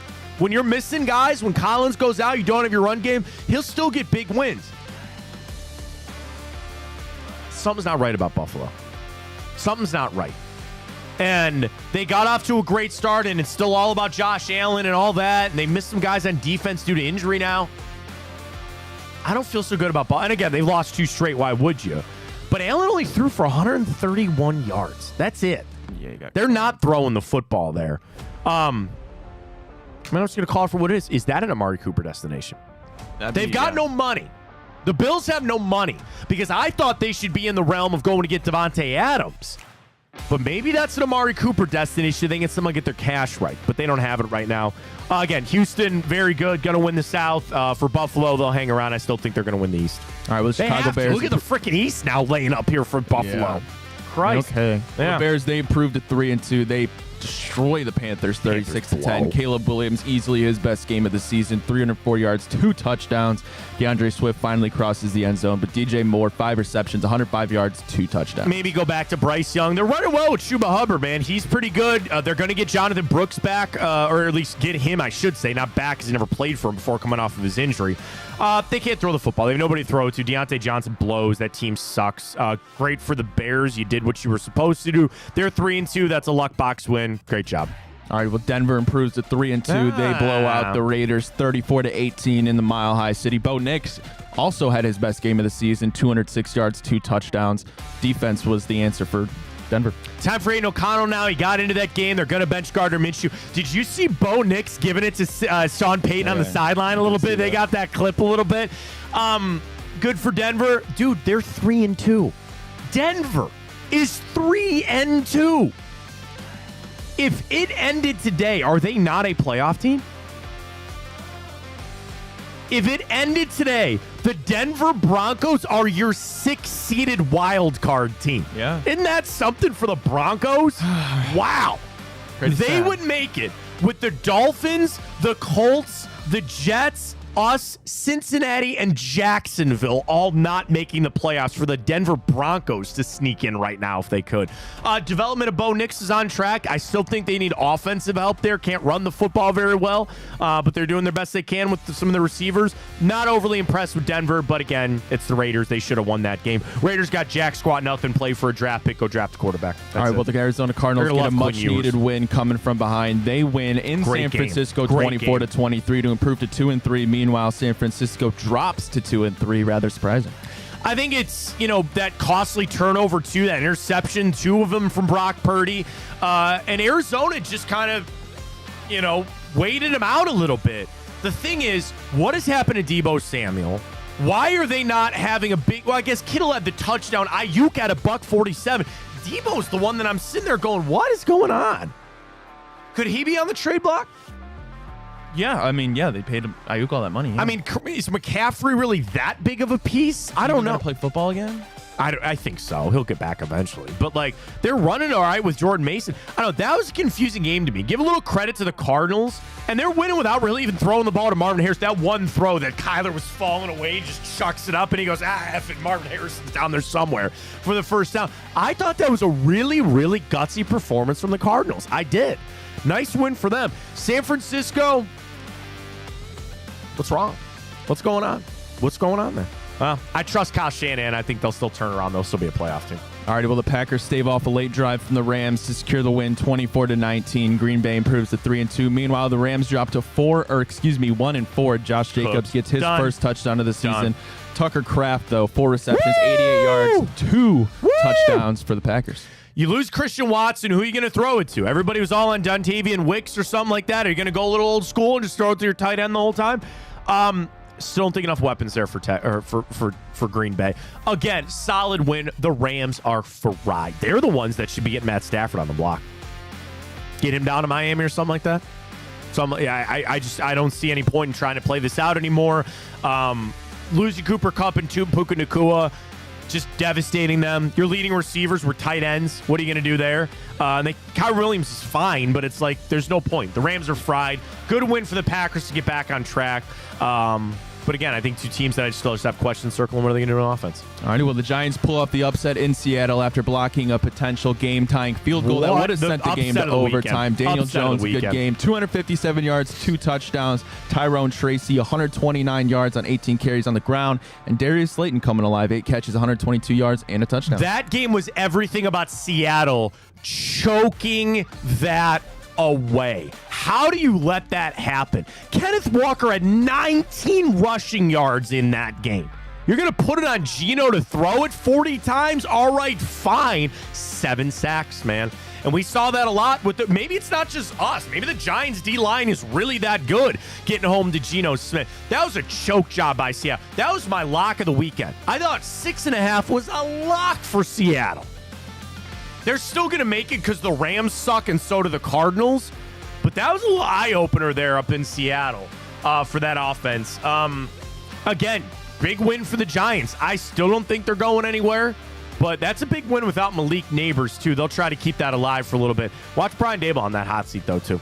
That's something for me to watch. Well, the Dallas Cowboys, they outlast the Pittsburgh Steelers 20-17 as they Great improve game. to 3-2 Great after game. that hail delay. Pittsburgh loses 2 in a row. They're now 3-2 on the season. Yeah, I mean, great game. The last one there, you had to get Kyle Allen into the game for Justin Fields and all that kind of stuff. Yeah. Pittsburgh, good. They're good. Good, just not great. The offense, the Browns. You can't do anything. Dallas just squeaking one out, I guess. I mean, Dak, again, it's just they're throwing at Jalen Tolbert and Jake Ferguson. I get that they're covering CeeDee Lamb all the time. You see George Pickens? You see all the routes that he's just lollygagging and lackadaisical. He's about to get his ass traded. Something about those Steelers receivers. Something. Does he have eye black on? Some kind of message on his eye black? You see that? Always open. Yeah, something. Whatever. Pittsburgh, fine. Guess make the playoffs because they have somebody has to. That was more about Dallas. I don't believe in either one of these. There's just a ton of teams around. I just do not believe in, and I do not believe in the Dallas Cowboys. Definitely don't believe in the Steelers, but I wasn't all that important to me for the Dallas Cowboys. It wasn't a big turner for me. All right, well, the Kansas City Chiefs become the second 5-0 team in the league, despite Patrick Mahomes not throwing for a single touchdown, but our old friend Kareem Hunt, 102 yards on the ground and a touchdown. Juju Smith-Schuster, maybe a little career revival here, 7 catches, 130 yards. Saints fall to 2-3, and Derek Carr maybe returning to what we expected. Phony. He's a phony. He's a big fat phony. They showed Dennis Allen on the sideline freaking out. I go, you're lucky to have that job, man. Saints might have been exposed. They might have been exposed. But, dude, Kansas City, right? Oh, my God. I just missed this. I had the tweet up or something. But it was like this. Okay, right. What am I talking about here? Kareem Hunt had 100 yards rushing for the first time in like 700 days or something crazy like that. Juju Smith-Schuster, first 100-yard game in like 700 odd some days. Something crazy like that. Just, that's the machine. Always find a way. Just keep turning it over. They're throwing it to Kelsey again to open things up. Was he just kind of a little ope-de-ope early in the season? Now they got to go back to him. Rashee Rice out for the season now that we know. They just keep turning over, but don't sleep on that defense, man. Chris Jones still a wrecker over there. Kansas City is rolling. Patrick Mahomes, he's going to throw your pick. He's always going to throw a pick, but rolling. That told me a lot about Kansas City. I guess I have to give credit for again, if I'm going to give a lot of credit to Kansas City, I got a little credit to New Orleans. I just think their stars fading, man. I just think they're a little bottle rocket. Woo! Quick. Done. I don't think they have anything to last, especially now if Carr is going to be hurt. Think about that, too. With New Orleans, and I have no idea if this is a long-term injury or not. They're waiting on the MRI. But think about all the quarterback-needy teams now. And you sit there and you just circle this on through of teams that thought they could make the playoffs, and now they don't know if they have a quarterback. Hey, they got Spencer Rattler. They do. I don't know how that feels about that, but watch the magic of Clint Kubiak. I do expect a little better from the Saints, but I just think they kind of maybe got exposed just a little bit there. Well, we get exposed almost on the daily with the damn grid. Let's go! Day 2 for us. We had to burn the Wordle yesterday. Yeah, that wasn't good. That's good to use a Wordle on a Monday. Yeah, but we've done it before. We have. We've gotten the week done before. You know how it works. Monday through Friday, we get the grid. You get a giveaway. We announce our giveaway at the end of the show. 9 minutes, go. All right, first round pick, Dallas Cowboys. We just go CD. Sure. Peyton Manning? Yeah, I guess.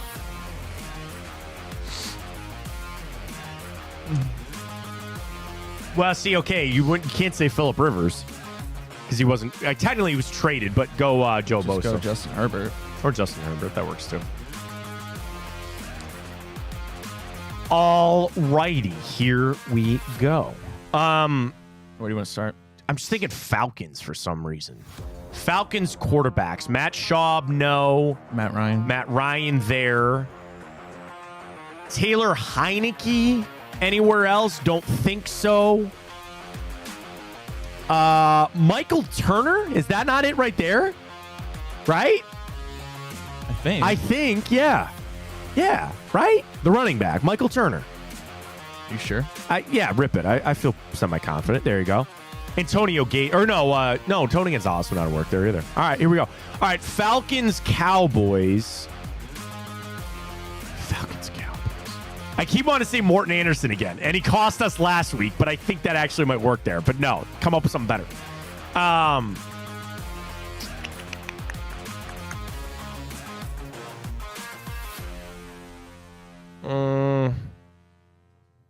It's tough. Pat's here. You got one, Pat? Oh, Deion Sanders. Yeah, good call. We'll take Pat. He's here. He's in the building. It all counts. Deion Sanders. Well done. All right. Let's ace this on out then. Tony Pollard. What a bad deal that was, man. Horrible. Titans, Colts. Is that not Austin Hooper? Is he on the Colts now? No, he's on New England. But did he play am I thinking of him? No. Wait, he went Atlanta, here, then to Tennessee. Yeah. But for some reason, then he went the Raiders, and now he's in New England. It's not Austin Hooper.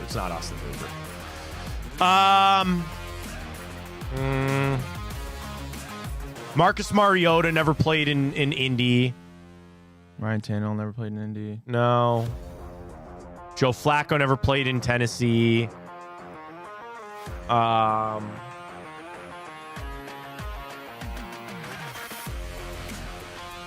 Corey Davis never played in either. And DeAndre Hopkins doesn't work for either one. DeMarco Murray never played in either. DeMarco Murray actually also would have worked for the... AJ Brown, no.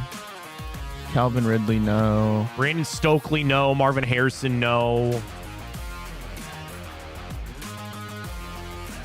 Anthony Fursker, don't think so. Jonnu Smith, no. Wow. Did he play for the Chargers? No. No, I don't think so. Does Jared Cook work for Chargers Titans? I know he played for the Chargers. I don't remember if he played for the Titans. I feel like, didn't he get drafted by the Titans? Chris Johnson, where else did he play? No, I don't think he ever went to... Wait a minute. Did he go to Indy? I don't know. Crap. This is worse when, like, we have one in the middle and we can't, like... Chris Johnson might work. I don't know why. I think it's the color schemes that are getting me because they're both blue.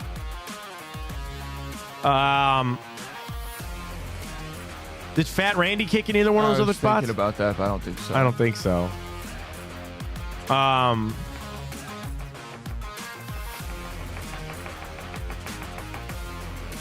We just mentioned Albert Hainsworth, but I don't think he went to the Chargers or the Colts. Jeffrey Simmons has been there the whole time. Bud Dupree? I don't think so.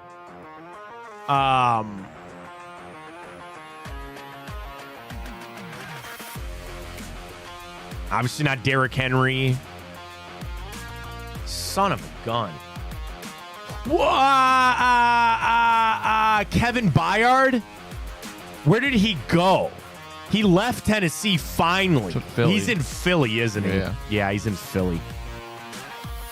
Shoot. Clowney didn't play in either of them. No. Damn. I'm trying to think like old school. I'm sure there's like Frank Wycheck or something like that. RIP, by the way. Derek Mason. Music City Miracle guys. Shoot. Wait, what? Dwight Freeney play in Tennessee? I don't think so. Did he? I don't remember. I don't think so. All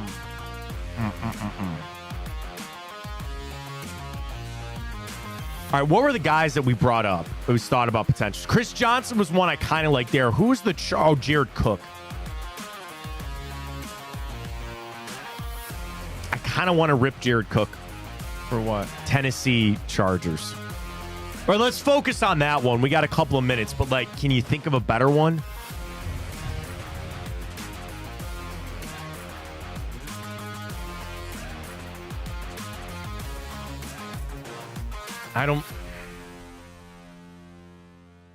I can't think of any running backs for the Chargers other than like LaDainian Tomlinson. Danny Woodhead. Wait. Does he not work there? Did he play? He play in Tennessee? I feel like he did. I don't know. I kind of like Danny Woodhead over Jared Cook now, but I don't know. Yeah. Oh, no. I got one. I think I got one. Charlie Whitehurst.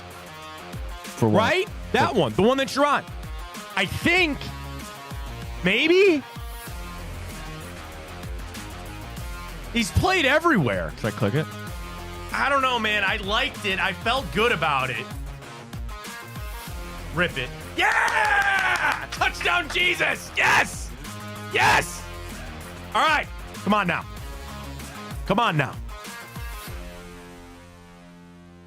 All right. Eric Ebron? No. Talking about tight ends. Dallas Clark? Don't think so. We're really bad on offensive linemen. I got nothing there. Stephon Gilmore never played for the Titans. I don't think. No. Jacoby Brissett never played in Tennessee. No. Ted Bridgewater doesn't count. I don't think Fitzpatrick works. Colt McCoy doesn't. Case Keenum, no. RG3, no. Sanchez, no. Like all the quarterbacks that we usually try to rip through on this one. I mean, I know Josh Johnson played in Indy. I don't remember if we ever played in Tennessee, but if we really got down to it, we could rip that. Again, what was the player that I had for that one? I don't remember. Chris Johnson. I don't think he played. I don't know. It's hard. It's really hard. What? No, Nyheim Hines never played in Tennessee. No, you're thinking of Deontay Foreman. Deontay Foreman played in Tennessee? Because Deontay Foreman played for the Colts, I'm pretty sure. I think he works there. I don't think he played for... Do you work for Tennessee? I don't think. I know, obviously, we know he was there. He was in Carolina before. And the Bears. Yeah, I might be stretching that.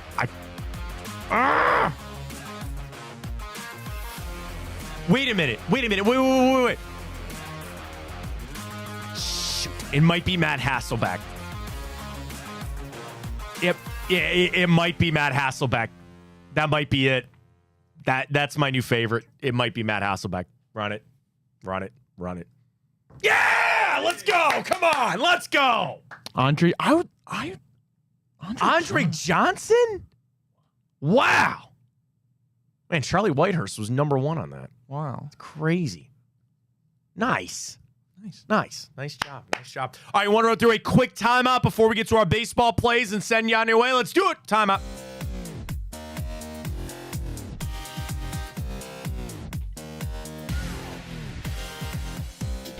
All right, 8th of October, here we go, including 2 years ago today, SpongeBob.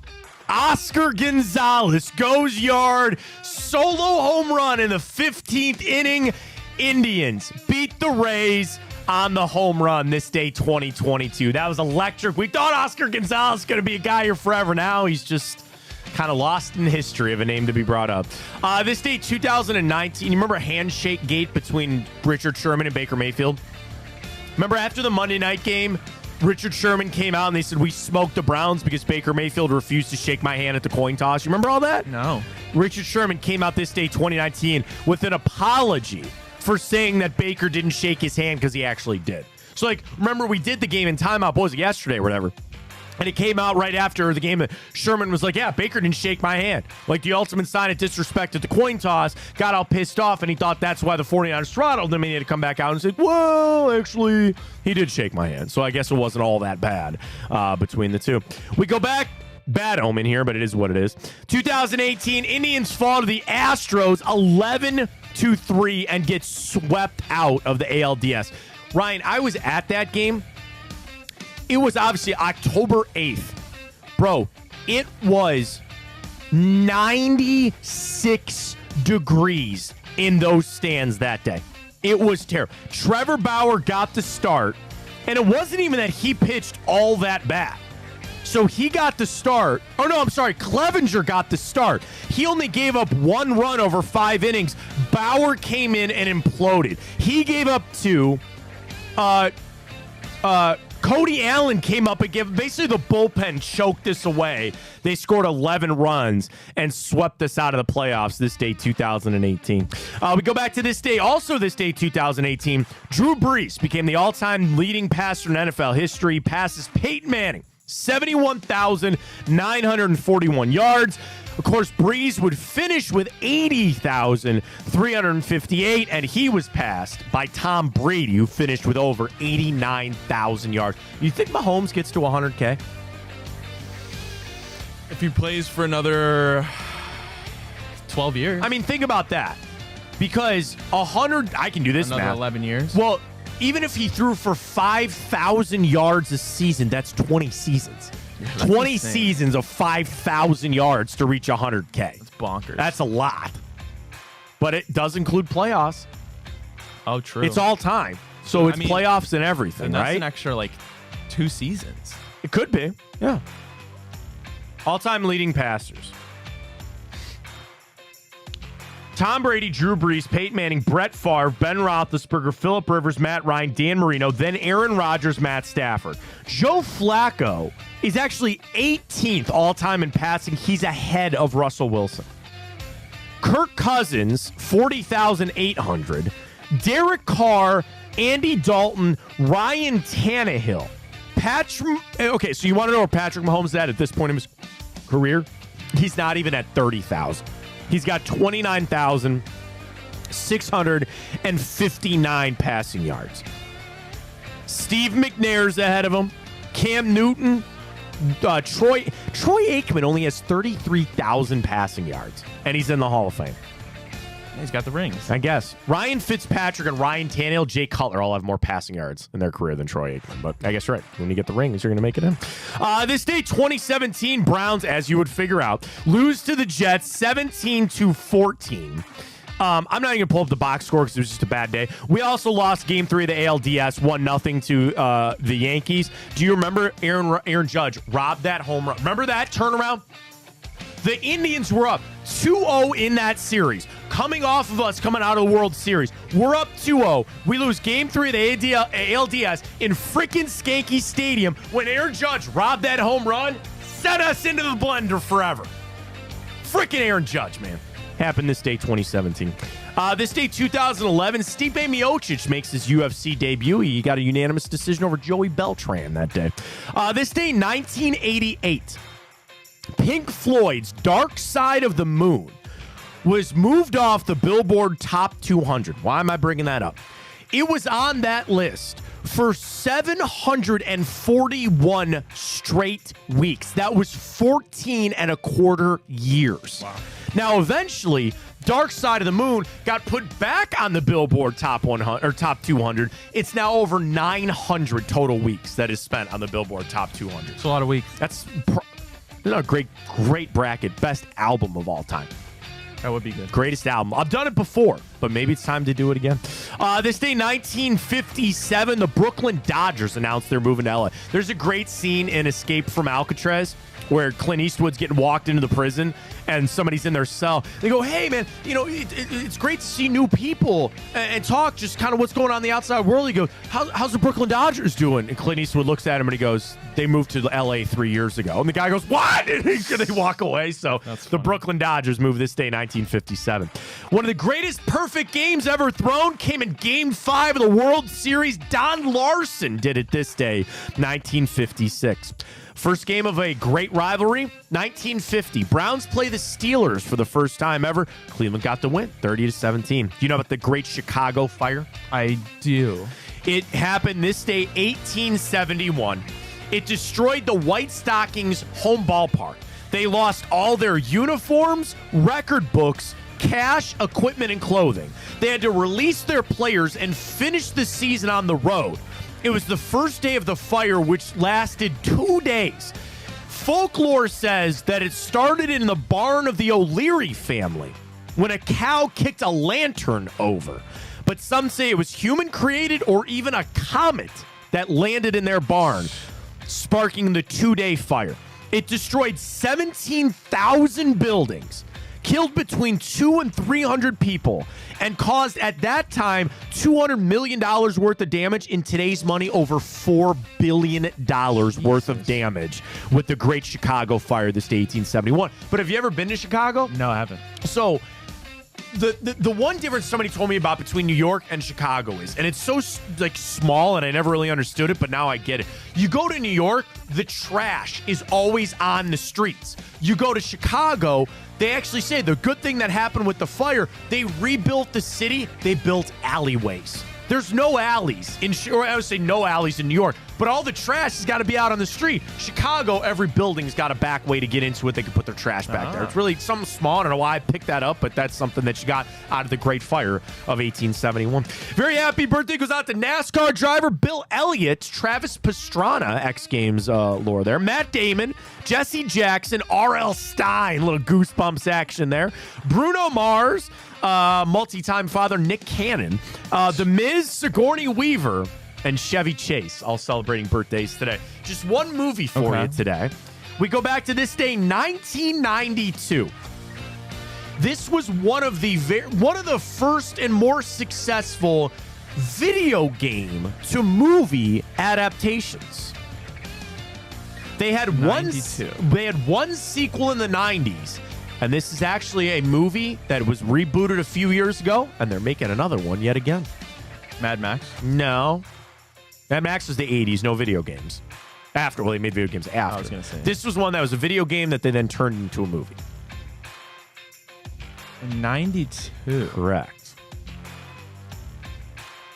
Is it like some Kong game? No, not Donkey Kong, not Super Mario Brothers.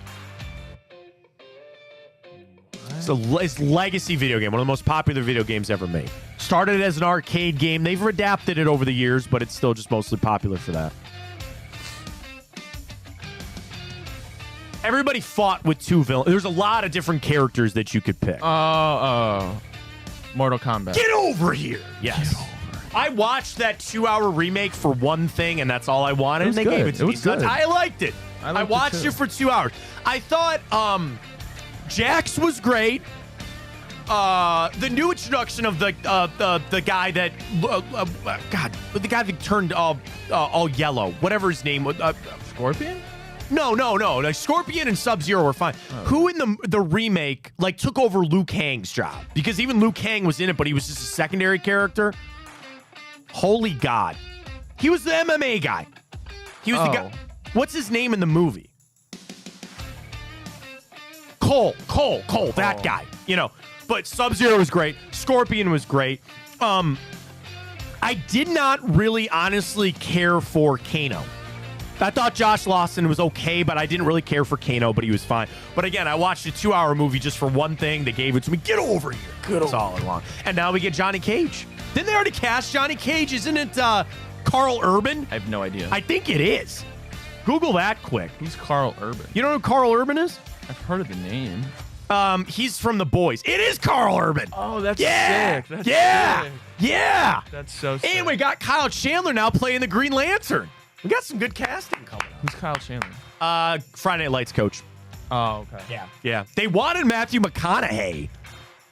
And they wanted somebody else, too. That was a big get, but they ended up getting Kyle Chandler. That's just fine. But, yeah, I'm excited for the new Mortal Kombat. I am. It's going to be awesome. All right, want to check our Twitter questions before we get out of here. 2 for Tuesday. We asked everybody, first off, where are you out with the Guardians? Still feeling good? Ryan, what do we got? 76% say yes. Good. Just 23% say no. And then do you think Deshaun Watson will win another game as a Browns starting quarterback? 43% say yes. 56% say no. Wow. That's where we're at, man. All right, big day tomorrow. Let's see if we can get Noah on and talk about everything going on with the Browns. Get ready to go for this weekend. Guards back tomorrow. Let's go. NLDS tonight. You got a feel? No feel? No feel? Feels Tonight, like the Mets are destined. Phillies, Mets, 508. Aaron Nola, Sean Manaea. Oh, Mets take and Phillies. Padres. Phillies. Mets and Phillies. Padres. Mets and Dodgers, Padres. Walker Buehler on the hill for the Dodgers. Both series tied at once. I'm going to take the Phillies and the Padres. You like that? It's back in Philly, and it is in New York. I'm sorry. I'm an idiot. It's in San Diego and the Mets. So they're on the road. I'm still going to take Philly in that first game. I like that a lot for them. So enjoy your evening. Ryan, you ready for the giveaway? Ready for the announcement? Yeah. Let's do this. Send the tweet out right after our show ends. We have our giveaway. You got to follow us at Matt Fontana Show. I will clip and send the picture. You're going to get a Guardians playoff t-shirt from Fanatics. It's on me. We got the grid. Go follow us at Matt Fontana Show. All you got to do is retweet and follow the show. That's it. And we'll get a giveaway. We'll announce our winner on Friday, so we'll send that out.